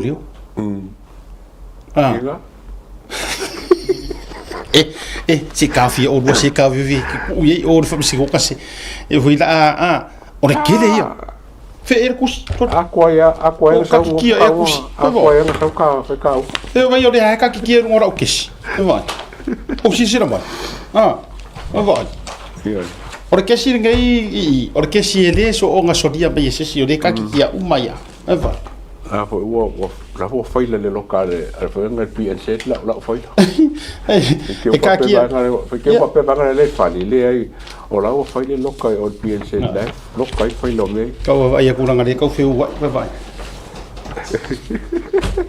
o si si vai ia nga ba ko pe nga le ma fanga le le ye ma stamp nga receive official pan mia nga receive le uma le ke ka ke uma le fisidi la ai sabe what was the case al fi ke nga sabe ni ka mi a ko a mo fa ngar ke sa os ka mai me la vai ai fa nga ai le fa ia e fa nga intel ia si ka ko kikiro mele mo buli anga anga polo isi me ya kalasa pa pare ko mo isi nga me nga fa ale vinga le fa metalanga le fa yatu ole ese o ngai mea a o mayo ba fai a makanga o ese ia a makanga so la ese wo ese isi au mai kai ma wadi i sai runga i ko finga leo o mai foi mai o mai fa maka ko me ia io male no so le winga o le fa metalanga e te tau foi la foi ala sa fa ia i case foi le sunga la le male to ma fia me ya a se me wo le fi sa fa inga ele o ila le ala langa mai i lori mongi bala vaenga ia nga ko wa fa mai tulo wa le upu fa mai e loka e ko fai ka ko fenga paroka ne o ka usanga ngia le fa mai over le no ko me over turn but overflow ia na o ka usanga la ngai ia le wa pasi le aso lu o februari nga kaula langi e si a bori e wale e au anti keriso ia le wa pasi le so lu wa mfengo ka fa ko io ia le la kaulangi mai le o le sole a oila ko kengele ko fa mo tu lo wala nga ele si o le ko fa mai e ke o ti ai lo ngo kala sala la ko kengi nga mai vole se o me a sia kamar fa forme sa o le keise o la de maria koa ma fia me e o fa kasi mar keise o lise e kaulanga ku ia kalasa fa umana menga yes balang fo o la afia o si vai ma sa ma fonga no fuli ai o le keise o hit and run nga kongwa ele pen ku fa ku ese ala uli fia me lise o le keise ku fa kasi nga wa eso kanga menga ele so kanga mele ma o ya pula i ma si vai ma ngai ya yo a o keise ya hit and run ko rai i ke ro be bo tau it wa I think pe wa tau langona talasa le langona o Pilato fa fango li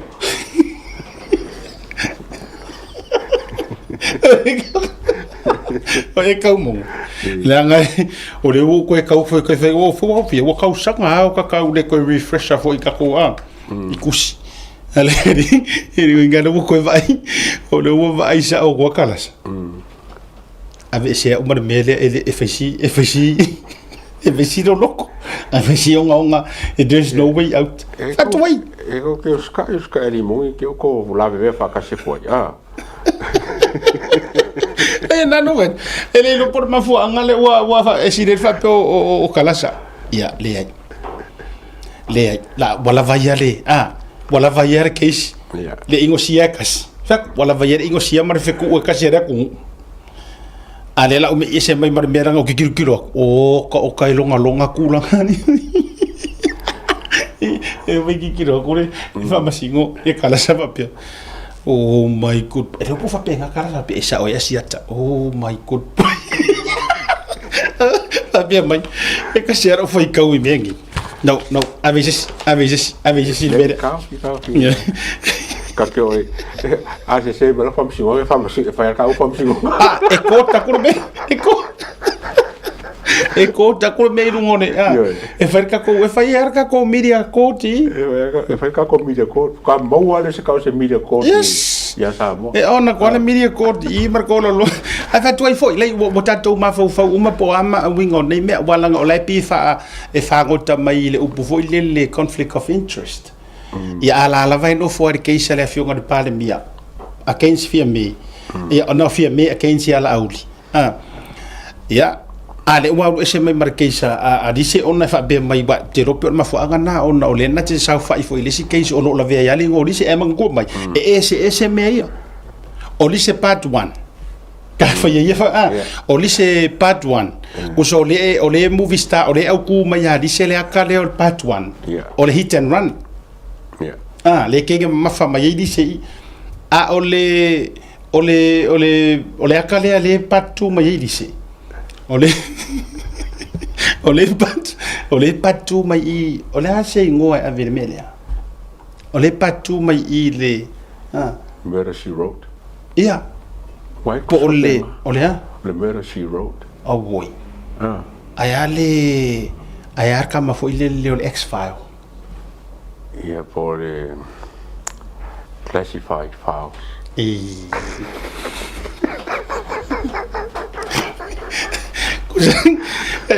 Ele fe so kai la ke se sia. Yes. E uia o le tangata se a me foi se ringi ke foi se o kai movie star foi o ia. O le mele le wa mali ngi fo yo nga po ma technology.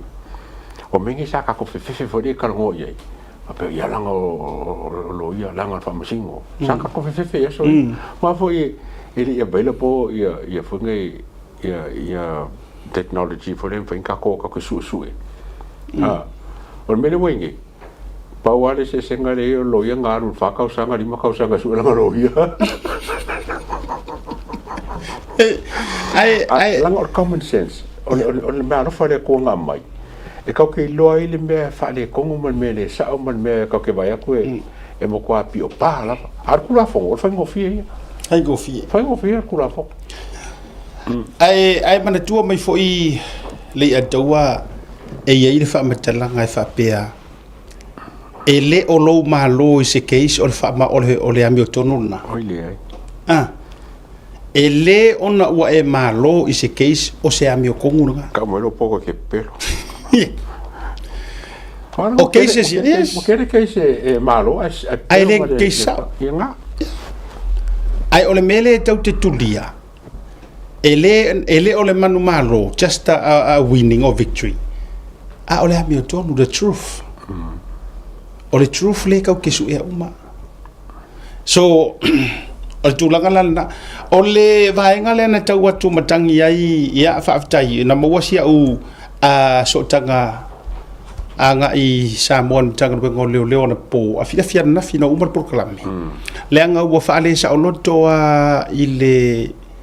ile tūlanga fo ile le ta ua mai ni so tau ai ngol sunga Samuel ma so ta I tūlanga ua ye tangata tono na sela polo na potu ia ele ona onisi o mafuanga fa pe o tumu tele u tai tanu malala ia ona mawale o le so ta inga ma ia ola ua mai le tala la ua to se kiwa na oia la ua to se kiwa ina ia no fo le ai ia o tele mai rola walanga e uma o to so ta ifo ia ile ainga se ito au mai se confirmations but ole fiso ta inga le na mau mai to tonu la vole tanga ngo le ia le anga ole communications la sa wele o se tele porque le o kai mira kali mai o tele mfeven o fa to ampe mo IPCC tau te alu lava e fa so atu ono la wa tali mai ia ai atonu o le talipito silia le fa fonga o mai le ku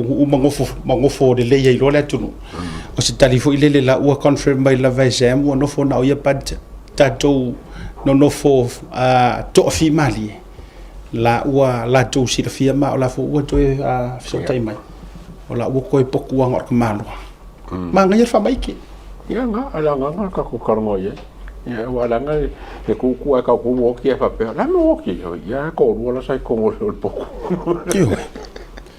ele mama to inga vai nga fa pe io ele mama mai fa tai fo ya ole me ala vale na taua o na utangia o le toe tu o lalo fo ile avatu le matanga ruenga o leo ele misia or ku lalo wa tele nei mau me o tupu mai ya wa kau fo mo go ai ele te tau oi ono to fiulanga o to tiu te tonu la vale ya si tai misia so fa ilo ala wa tele tulanga tonu wana tupu ile tinale fa pui ia ma lea malu malo io ia ai tato tu pele ava no mo nei te ia se I tato tuli matai ia mamata itu ia tu la ngola tu sai linga le to ia maenga ia na pa o vaenga na mate longo tu ia ai onisio vaenga ia tau tilu pe a tutupu ni pe fea ia at least le la vai tau mafai ai tau longo puili But what do you think le atawa so far wa komur fa pui wa komur fa pui ai a fai fo ila e tatala mai itua Samuel fa ka inga o le a so fina ngalo o fea tonu se no foanga a o se ko ka wa manatu mare ta fa so e tatau tonu ona mapu ye tamarea e mauti no ai e sa fia ma marutia lo na soifua e kaunga a vengi recommendation a leo in ka fo nga ai nga fa ko ko inga pa fa ile be se hotel e ka we kaunga be se hotel mo ngo fa piko lunga le hotel inga fa ngo fie leo nga ngo fa fomba masia wala nga le se ka le nga loka ya Sam I think ole main witness ole hit and run e ka fo nga pui fa le ale amai fa fo nge e fa nga fa nga president fa ngai bai ai lo musila fa ngo fie nga fa fo musila nga me pa so ka ngam sa pa nga pa me lo siaki fiafi ya kan fo nga amai fa fo nge ka ngo fie sa nge wala nga asa fo nge return fair ye pe nga sa fi di masela sa ele ka won ku per malo e ka ma fai ele kere fai ele lenga fai so ka inga mo lo musila ele ka ko nge lo musila ona ko service se pa fai ka sanga fa le mo Sam lo manga ia o ke lo fa ku e la mo ma di swa mo Sam mai ia o mena ka fa ya Sam ya ma le yer fin ngalo le sunga le atawa ele sala ise fo o lai te tau ona o fea lava e tu ia i proklame wai tau na i proklame ma lo ma fa tau lava ona malu le leilo na pui nga ele fa pe e anga e matua te le lava le isi fola o fa masinonga i tu atu e maua mai le fa i le mori maula ya kele yo ya ai laile fenga malo fa to fa le to fa i finga lo ia le mar malo mai ku ya kau mai o studio re e nga ngufuse e nga ngufu ko studio le fale kurvale nga e tawa o fea le fa to fa la inga ye tawana marutia mali e fo yo to fi ngalo malo mo to yu telefon pui a fa ko fa fonga mai wa sala e se la matu tala no ma wa le se fa to tuanga mana tua ole bitafa yo no meratasi ale mo mia se ole a vem komisina ai me se foi olo ngalu e ile fio ngai le acting commissioner ole to e tau mo fai e fa fo ile fa tuanga ale atu no ul mitanga ruinga ka wo kerenga kusor ngal nga ole al fa tuanga fai le fa mauni a fai la to fa fo mai o to le va yel tatu far pui mo de time ale sa ma to wa ma fa Mario ko finga ya le ma fa ko le o ma di umbai kangaka le o ma di le siki witness la nga te sila fia o li eto o la to tilo alto ile savalinga mengor keisa si tinale padi a sila nei le amatanga fa ko umang kupuru melia nga ko run through nga alua nga momolia ile official le o ia na fa ya mua lava ioe lomtua na play guilty na ioe o ia a o langa mafuanga ole anga musuia ia ai le manga o fo isanga loia ma dia ia to sa timeline le ka o vak mua a vakulo ioe kege o a unga fasiotia ai ola mafuanga ua fatonu o ele iku ko e alu langa ko e kula i ronga lua o mea kasi peita ila ua asain ma fautua ina ele fa masinonga e te tau ona faise loia le langa ia iloa ia Josephine Saporu ma le alo unasa ia ma unasa o le winga fa makalanga kai mi ronga lua e ku maua le finangalo le tamaita iasia e afo o ia lava a o anga mafuanga o rei nga fa so nga ia pa fa ngofie ai pe ia le la ku ngalonga ko tolu e po le fa ai sa wai lo le kala wa na kiuti wa sui le pli ai asia wa na kiuti o le la ya lu ngai sia kai bi ngai o le ya lu na kiuti tu lo su ha ku so le alu o le wa ke e langa i o enga sa yai ku sa atu se si tu o le wa ko ke e le o ia nga faia ya ai ro ro wa le mali ro o le la wingo tala le tati faia ya would love to know po hangi mea nga fai i le ngi va le na fai na i fa tanonga ma tulanga fa penali eto ya kero i si ta te o marolonga le ato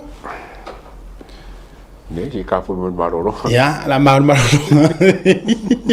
la marolonga fu marolonga ya ole atato wo le tato community watch ya le fu ta pena mai le fionga to lito filau esta te vanga ya el vanga fiafi. There is no better way to support the 685 than to buy locally sourced goods. Here at Tasi Market, owned and operated by Samoans for the Pacific.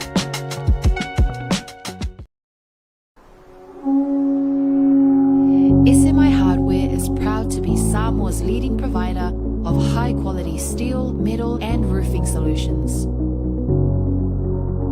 Colours inspired by the heart of Samoa, from the deep blues of our ocean to the warm natural tones of our fala and tapa.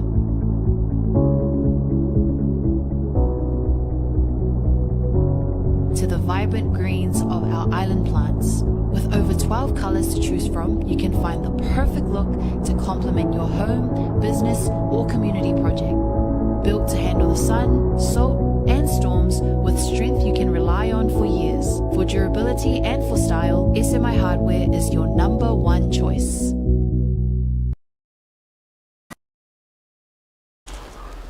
Tebelo batile ua tele titile. Toso malumenu tau jai dei tula e ono so tele titile a fole ono.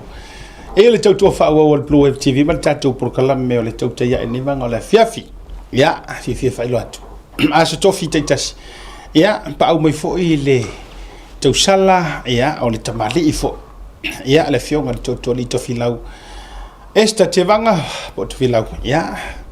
A wasi tatu o tonga mai le mato community tatu ine ia me se fo na o le tau te alo atu tatu o tangi dei alo se fo mruwi ala u fionga to li to filau ia malo lava soi fo moa lo tofa asiata fa pe foi lo a fionga le atawa malo le soi fo moa ma lang ma ia malo soi o fo vai tu lo wala e o le unduli le jacket le fo ite sa malo dress e ma ne pe wo ta pena mo le waitangi dei pe a mai lo waso pe sai atu tu ni on ne so to fila ia fa taile lo fo le tu a pisi al vai aso ole black, yeah, it's very corporate look for a wonderful program like Tote Ai.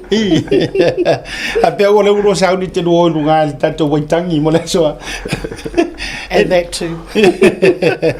A malo lava le sai malo for tau tua. Se tato atu no. Yeah. La tato wo nei vaenga. What do we have to filau? Yeah, mo le silfia for ele tato what to know. Yeah, mo le tato community. Yes, well, obviously this week it's a Waitangi Day that marks the anniversary of the initial signing of the Treaty of Waitangi on the 6th of February 1840. It was the agreement between the British sovereignty by representative of the Crown and the indigenous Māori chiefs. So I know that this year, tomorrow, it's going to be quite a full-on day tomorrow. I know that the Prime Minister Christopher Luxton has confirmed his attendance. Also, the Deputy David Seymour has confirmed his attendance. Also, New Zealand First Leader Valvasa Manaya Winston Peters has confirmed he'll be attending as well. Labour Party Leader Chris Hipkins has confirmed.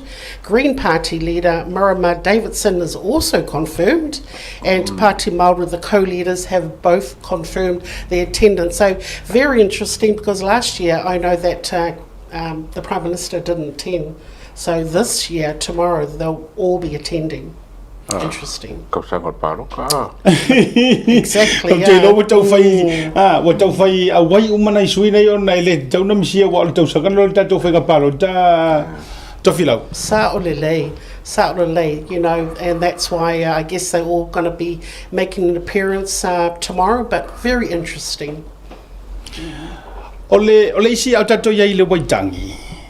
Ia wa tato tiro la so pe o sa pe o le singa fu asamo te tau semela foi le I langona wa te lope o ole so na fata ua me se lava mo tato, you know, as Pacifica and Samoans. Ole ale fata ua ma se sa vali le wa tato vai maholi I te mil nei wa matua ma losi ai le tūlanga foi le o finau e maoli o tūlanga. Ai mana tō mai, o isi vaenga ia wawe ese mai foi mai inisio o whainga vaenga wha upwhai. O le tōm whawile le tō e ese ngana wha maoli kōreroa. I le tele o vaenga wha bena, o la lea so leo so sira fia o se tangata community. I le whaatau, e te tauna whaatau waina pea ia tutusa maoli ma lanto right, pefo o tātou tono le tunu une. Well, you know, as you know, Asiata, I'm New Zealand born, of Samoan descent, obviously. So it's respect to the tangata whenua, o la kōwinga, you know. We came to this land, we're known as the cousins, relatives of the Māori. So, but very important, those that come into this country, they've made New Zealand their home. But also with the treaty, it's acknowledging the treaty back in the 1814 and ensuring that the Crown, because I know during the translation there's a mishaps or misread of the treaty once they actually translated, and I think that's where o Māori, they're still fighting for their land, because it is translated to where they are today. So, you know, I'm very respect to them, but we are all New Zealanders. I believe we're one. And we need to continue to work and also support, but do the right thing. That's what we're going to do. Ole ora mai ka foi le ese passionate o ka Māori le sore. Yeah. Ele pio ka ko ao fi foi le o e mo ka pa o se so fa Māori. Sore e mo ka serious Māori le sore. E la ko protocols, e la ko be ka follow ai. Mai mo tole se igirisi fa Samoa o fa Māori uma ia la unga le so mo fufu. Sai foi fa pa la gisia so but mostly le ako fonga wai foi la ko tribes It's all the various different iwis that will be there, but o se aso e manga koe le signing of this treaty. It's a long time ago, but still they are still fighting some of the issues. Still to this day. Malo whaftai, o lea laia so malo loi tatou lea so tea, o ia ini fuafuanga al tatou community to filau mo lea so tea. Mor si fia fua to tele? Yes. Well, on our local front, Asiata in Leatawa, we've got the Waitangi Rewa volleyball competition. So there's about 30 teams, so very exciting. And with the men's division, there's the various teams. There's Spartan Warriors, also Kirisiano Papakura, Revelation for Restoration Team 1, Revelation for Restoration Team 2, 777 Family Crew, Ainga Malosi, Hilux, Redeemed Worship Centre Team 1, Redeemed Worship Centre Team 2, Red Bull, Roscoe Spikers, Metutisi Papakura, and Fetual Boys. So that is the men's division. And the women's division, we've got the Auso Kirisiano Papakura Team 1, Auso Kirisiano Papakura Team 2, Revelation for Restoration, Inga Malosi, Redeemed Worship Centre, Phoenix, Aries, Metotisi, Papakura, Spartan Warriors, and Seabreeze. And then in the mixed division, we have Spartan Warriors, Redeemed Worship Centre, Hilux, Metotisi, Papakura, Doles, and Kosena. So those are the teams, and also we've got the Kilikiti, Waitangi and Rewa Kilikiti, and that's happening on Friday from 8 to 4, so that's full on tomorrow. So there's two divisions, Asiata, there's the club division, Tama Ole Valele, Tama Ole Maatele, Strong Tower Senior, Happy Boys, Matama Ole Maunga. And the community division will have Tupulanga Talavo, Meko, Strong Towers Junior, Redeemed Worship Centre, and also Kirisiano Papakura. So it's a full-on day. And the volleyball actually starts this evening, tonight at the Netball, Manurewa Netball. Malaya. Ioi. Ia, a whape ole, mo tai au, a whape le se vai ngā fui le e tau whae vai lo ai ngai leso tai au le a taua. O atui o I Israelu fau, Manrewa. Wala no piho se mato a Jerusalem fau le na. Ia, e tau te atui o I Manrewa. E mato te whawhiawhia ia te o tau leo tau se sila mai, ta alonga voli, ta maitai, o alii, mix, ia, kirikiti, o te iai fo ora waso ato fo tai au. O te iai o I le whatau tainga o ta alonga. Ia, me se fo ora kirikiti. Ia. To e ami mai au ono le tūlanga I le leo le tā. Kusi ai o. Laku ka, vai, wala au lia whapitoa lau sunga li ataua, sua tu la son tai au. Se esi la sila la ai o kango e wha. Ia judge. Ioi, e awa o tamata alo I tūla fono, wha manino tūla fono. La e se esu, wa o koukala ia le ku ki o whai whamai oru ke kusi ai ma mea o mai. Ene, sua kola kai au ngai sisi lai la ia le mauri mauri whanga tu whilau. O au nge I se au whanga nge ring au e ring Samoa. Po au mai au Samoa o mai, e se au e long Samoa. Yeah, yay for you other players are, because it's a community group, so it's actually open to anyone. Any teams that are there that want to participate, it is for the community to come together. Yeah, not just for Samoa. E te tala, le taua, e te tala. We're inclusive. A whapewha I te mana watule au a siau whanau mai to e lau po whea lava vaenga le iei a watu te tala. I au te roa tū leite mo nei teimi langa o lea ua roro le matu tamarusanga. Ma lo whapitei, e se si vaenga tātou te awhi, tātou community watch whamore mo lea te whilau? Yes, our last topic for this week, very exciting. Asiata Lea Tawa, Taupo offering full-time employment for Pacific families. So contact 021 618 042. You can see the details there on the slide. So we are building a major new solar farm on the outskirts of Taupo, and we need a dedicated crew to help make it happen, be part of something big and sustainable. So to be eligible for this, you must be of New Zealand citizen or permanent resident. Pacific applicants preferred, but otherwise it's open to others. If you're registered with WINS and have been looking for full-time opportunity that is well paid, here is your opportunity. So full training will be provided for the right candidates. No specific solar experience, so that's not a problem. Like, as you know, as we said, you'll be trained. So great pay, starting earnings are from $26 to $30 per hour, depending on your experience and skills. Valuable experience, hands-on experience out to a fast-growing renewable energy sector. So there's also a great opportunity for those and roles, and as you can come and get trained, there's also higher paid positions and opportunity. So that this is supporting our Pacific families. We will help relocate you and your families from Auckland or anywhere in New Zealand and secure transition accommodation. So that's really helpful. Dedicated ASA Foundation team to ensure smooth settlement and integration into Taupo. Taupo is a beautiful area. to move and start a community.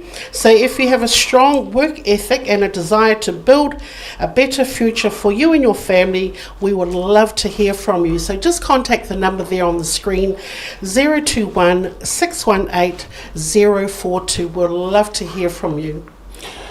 O le mana ia o le vaenga le ua whaasifo i le tātou whaatalanoanga whaafteitele tofi lau me se le Asa Foundations mo le sirifia foi e tele pulo o lo pulo i le fionga totoli o i o le CEO o le tātou mafutanga le Asa Foundations Trust.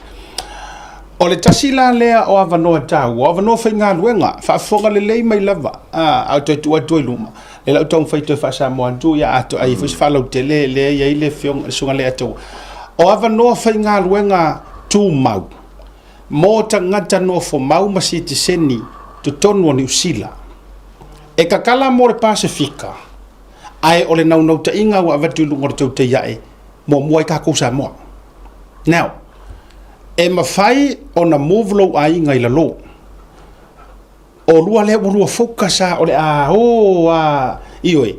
Au e siak foi mare kumo ngi mau me fai runga ngi tu lo lua focus lo mo e maro to lo po e foi le kisingo le te wa na lo this is my chance and opportunity la walu life ako anga o I lai tau mo e tau te le mo e le vaenga le a palai ma e le stala I lalo le porkala melea io e ma fai ai te fa so tai mai ia le vatu tatu vi foi lunga tatu instructions fa mo le ia matato no mera ma late night so tai mai or trainings vai full trainings provided for the right candidates longo winga pe yaisa experience awa ke poli e fai trainings e fai ya o nga o le yai o to great pay vai ia wa o ka ko o so visile o la pay ave wole vana I New Zealand na la vai te ngata le lua lua tolu lua fa vai mai le lua suoro tala tolu sfutala depending on your experience and skills le na wa vadulu tulanga malava e te tawai a fa pela o elea wa ile manatu male langona ole e ile soninga te le la so e lunga le e la le soninga mo tatu ainga ia la ngole va kurunga Pasifika ale la fa ka sa mo to vila wale la tau li fa mo ka ko sa mo wa vai la ia a fai lo la fa le ton tatu ia la ma to tilo lo mal asa ala ma to lo su mai fiki konga ma ku valu mai stanga ta pena we will help relocate lo no winga if so ani e move lo ainga la lo e telela le so ninga ai o le wha mausalina anto vaenga nei vili mai le numera na ua vatulunga o lua tasi ono tasi valu o whalua fiso kai o le kia lea e te fiso tai mai awana e fsiri mai pe mawangi job offer mang pep whainga ruenga mo o do no it's a no whamore mo le lava e le su e ingi job offer le melea o le kia le na vatu mua ia manino malama no fo mau pe city seni ia afa pe fo I tulanga ia o pe pa fainga lea ke I le work visa o vaenga la na e te so te vidi pe no mela lea ia o se fa lau te lenga le na le vaenga le atawa le to vetu le va noi o ia te fila ai kongi for cabinet train lai train kongi oi vai ke le ngi fa mo yang I think it's a wonderful opportunity. Taupo is a really beautiful area, and it's only 3.5 hour drive from Auckland. You know, this is a nice area to actually relocate down there with a young family. The opportunities there, and we know that with the training, the more you get trained, depending on your skills, that's where you get more higher pay. So we're really excited. We've seen a lot of calls coming from the Tongans. I think they really like the physical work, and so the Tongans and the Fijians have been calling, but we'll really love Kako Samoa, really mate. Take the opportunity. Yeah, ora na Samoa. O le tātou do vilau ni si vaenga o le tātou media watch pe fatu. O le tulanga ia ofisiri ngā luenga meia.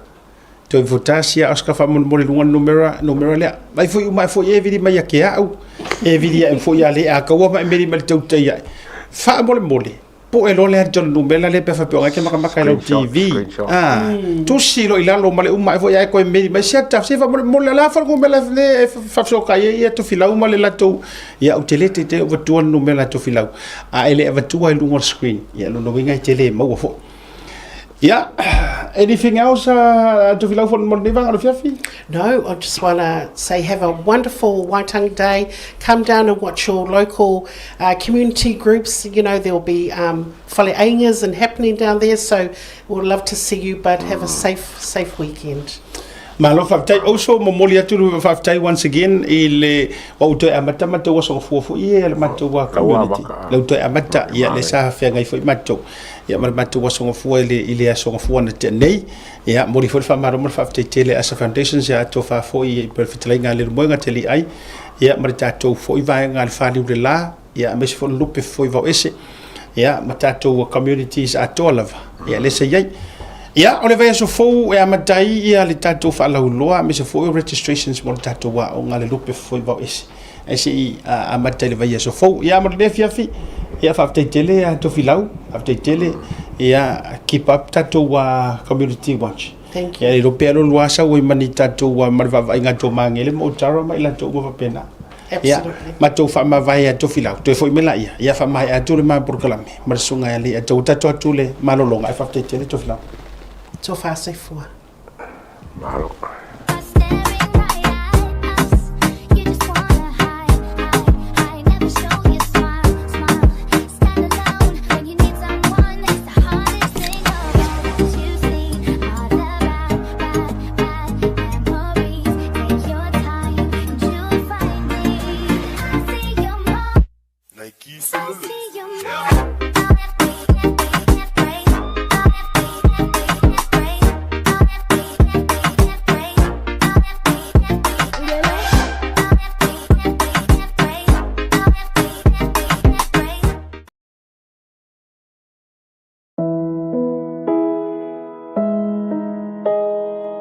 O le Oz Pacific Funerals na whaavaina le tasi le afe iwa se lau i wha i Sydney. Whaamauina o le lua i au unanga o le whale maliu o Samoa ma le Pasifika o whaavaina i Australia. O lea ma mia sa o loto e tama whanau lawa Samoa.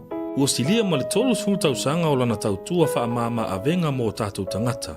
Ua tele leanga waa i le whaafoina o le au unanga ma ua matua fo ile i loa i le tautua. Mātou te mawhai lawa o na mātou malanga atu i maota malao ai so se taimi e whaatala noa ina mta upu uma i ta pena i ailwhai ngā malanga mo le ua wala au i aile atua. E ave se aile atua tu vale mane le mautonu a inga whaanoa noa e le a whaina po le hali taimi. E tā ua i mātou o tātou tūmanga nuu malu ma o lana anawa tau ave lava lea. Dignity of traditions is our service. E tau tua le luas fulfai tu la ili fitu aso lwa yaso, mātou te ngā lulua e tu samfina ngalo mana onga o ainga, ai leo so mātou manao. Mo le fia malama lama atili o na sila mwhai tau malama lama le ili mātou tu lau whamtalanga le website www.ozpacificfunerals.com.au po le telefongi le tatongia, tasi tolu se lau, valu ono, fitu o, le national, o lua fitu lua, fitu wha walu tolu. O le mātou telefoni fia viai, o whaari mo o, tolu tasi wha, iwa lua.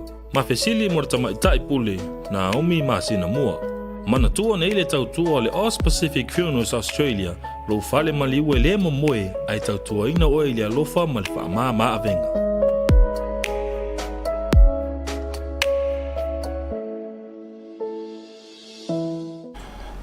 Ia, te kora watito e varu minuto re talo le itu la e fitu i le tautua whaawau. Ia, ale tātou porukalami o le tauta iai, i le vanga le fiafi. Ia, ona o tae au e le aso malolo le si tātou porukalami. Ia, ia, te ilo o le tātou porukalami whai ufu le o le ia vai aso. Ai, whaatai o le umai atu, avano whai ngā luenga ia na avatu ilunga ia. Bili le numerana, a ilo e le tau mo e ia, awal whaalawilami whakere kalafu. O le aso malo lo kako. Ai le malo lo, ai le fongo le ngakaro kule epa. Oi, o le hale kala du ngā fongo? O kai au se fulu. O ke mga ngā kule epa mani mongi mo hong koe ma.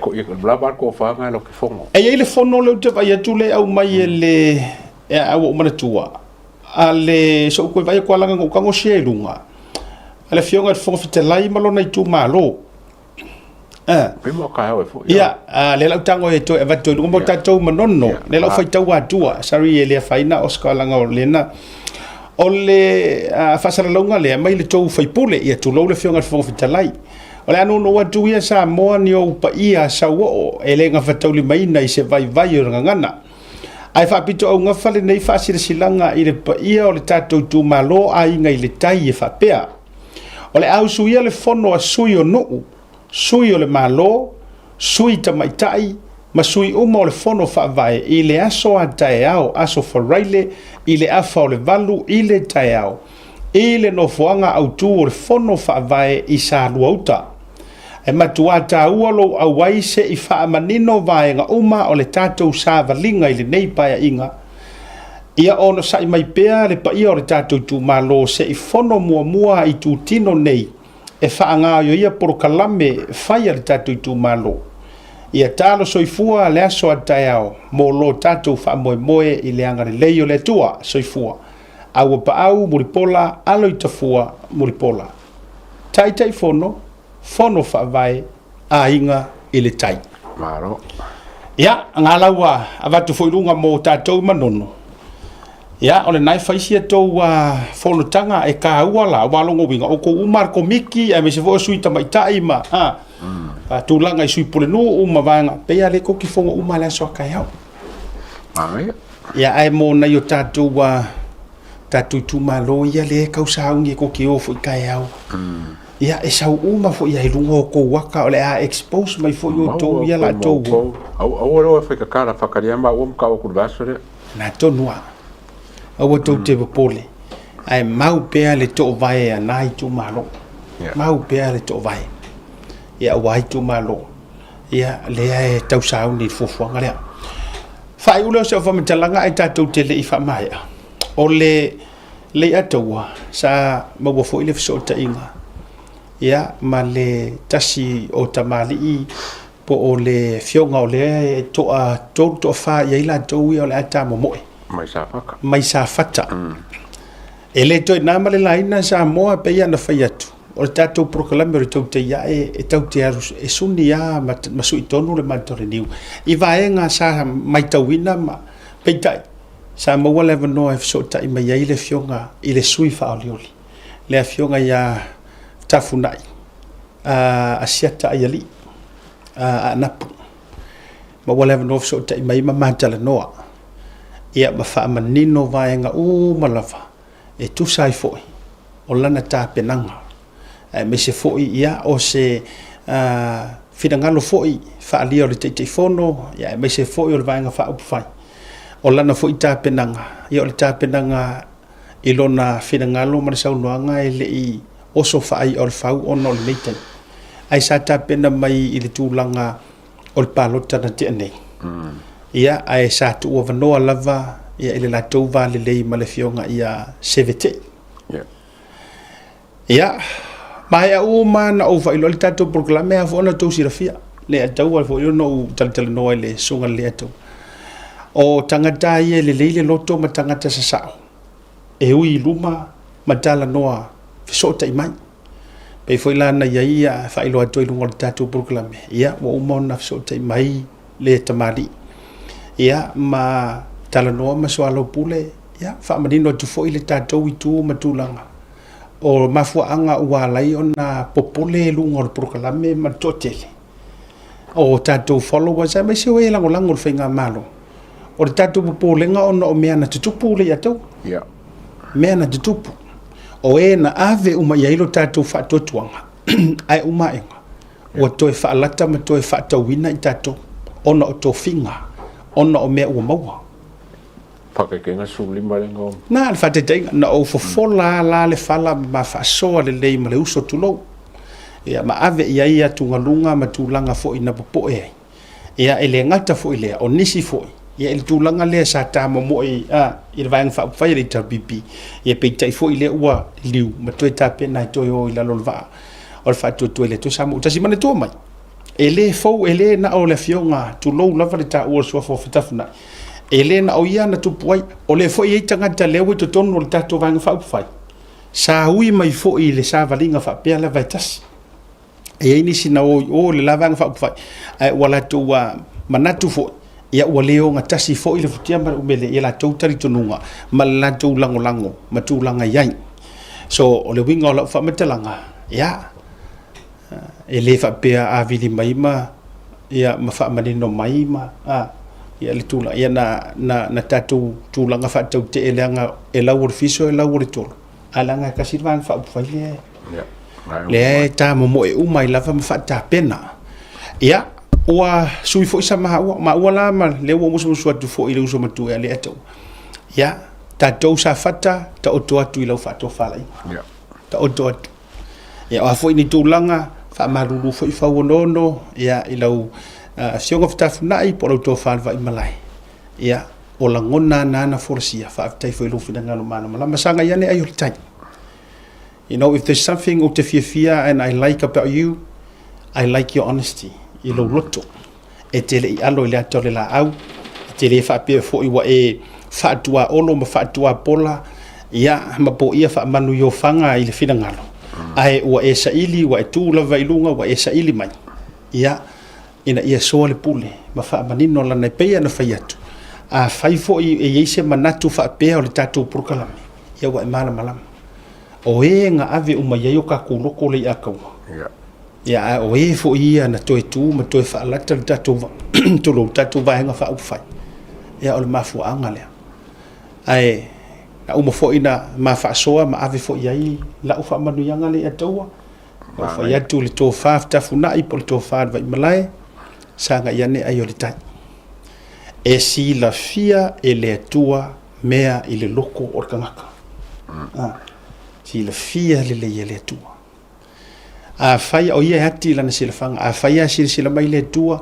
i le loto fia au auna alo famoni le tu malo malango swinga fou matulanga uma e kali le kua i le manaonga o le tangata ya sau fo poponga le atua ma ia ta ole nga siaka me si nga fa so kai mai e le fo ba ku ia so fingaro nga fi mo le programa ka fingaro le programa e ka yo me ia ka malama yes kaka mai e ke loar kalonga ku kaka mai ka mai polar ki nga se me a sauro file mu male nga e fai mo o kiero koroko e ka lingo fievo yes e le fanka a ele ku ai le nga pokala mo wa ya o me foi ka vai sira fie e ka ko wa kele yo foi maka ku i mo ko mengi ka kilo mo fia ka i ka pa ka kalmo ka kola ko ai e ngaro wa ngali ko kele yo ka ai ko ngol fenga malo yes telefone ta inga ya fia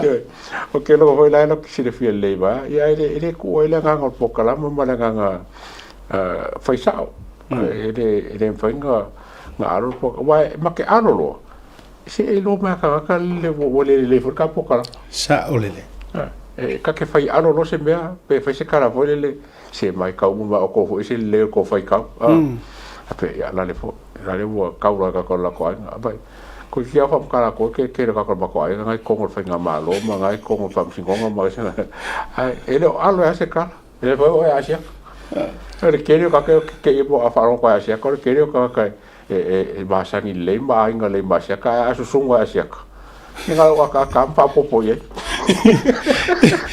le nantonu lava e na fai tu famasingo mai au to ia le tulanga foi pa fela auto a va ia tu foi ia le tulanga la wa mai le lango fa te tainga la wa mai le lango tu ia la tu lo tu ia fa nga o fa te tainga you know lo fa no nga le na sia so mai i lo fina ngalo me u mala ile fono fava o i se lo pasenge la lango po le ala le fa masino le stanga ta fa pe mai se o me ia o fanga uma me uma ia tanti ia na o le tu si le fier me rilo loto ai i le fa to fala inga ia na uma o le nga ka ko ke mo mia ta to sanga i lo iluma tu langa fa pena ya tele o tei a foi le no fa tu ele se kama ke yo au le fo i se uso le i le official fui mu la foi na fai la ele se kama ikei o kei o au kama le la foi ia ilona to fine la foi le si officer mawalungo tina mita maita tino toto ivi an ioi e ua tau le pa ai la tau te loa lele e fai loa le tatou porokalame ma tūlanga e sangaton e avaku a le faukua ai kai la longo winga e sa ola e afia hai a avaku ka ua mafai fa mawalalo langor kala le altus pa ia paua leo le tangata e fia sila ia ile tua na o le ua faa mawalalo ma le loko ki ngā o le ua ngakeke i ranga upu ma paua le e kai mea ki ngā i o le mea le o le lango o le awa inga fa mai e le o se mea ke fia hai upu le alkusi fa mai aho o le awa inga e le se mea kako ke fia hai i le mea ai fa mai i kuhaku pe a uma e ka oko ai manguia lo winga la tatala fa tai fo i le uso ta uso le sui mamalo le afatape ia sanga iane ayo le tai o fai va lo fi au si tu i le tua o e fo i manisi o le a uma enga o le atau va malu i le no foa ia o le na o fa mo nga fo i lo ma mo le lava ia so ia te ronei ia sanga iane ayo le tai yauri masa fu nga la lango fatas ia i le fa mo ia o tatou proklamen ne vanga le fefi te loa tu nisi tatou fa sisilanga mo le lava ia so ali ga ia wala ga no mero weekend tatou tau walunga i le unga wa tauto mai ai sua fal te malo au vai be a Oscar nga fai Oscar ole wa tau sira fia mai wa tau vai la ia falanginga ia Godfather ole tamar fa parpale tama ole fau tua po ole tama moe ole oi sorry vai ka fa pe sorry vo fai os como ruas sorry oi mali liu tai to rua sorry causes ya ele leila e horo fo le ka me murmuri wa fo confia ka o fo wala ka reka la o match up wala ka match up ya sa wo mo ki lo se ngofo mo le ia kero wa sa ko mo ma de ngos ka po kala me nga e lumana ana match up ele okele fai kira ngo fai kira muri ano ngo o kalile mai kako fa fongo ngeso le la wo leila o fifia me tama moe maliliu taitolua wa o po kukela ai sis mai o so so me ke pe sa ona match manaya ya wa mako rose le skolo manaya rose po mo diuro ngolo tate o fo isa mo o fo fai pule la isa mo o fai pule ka ke match ya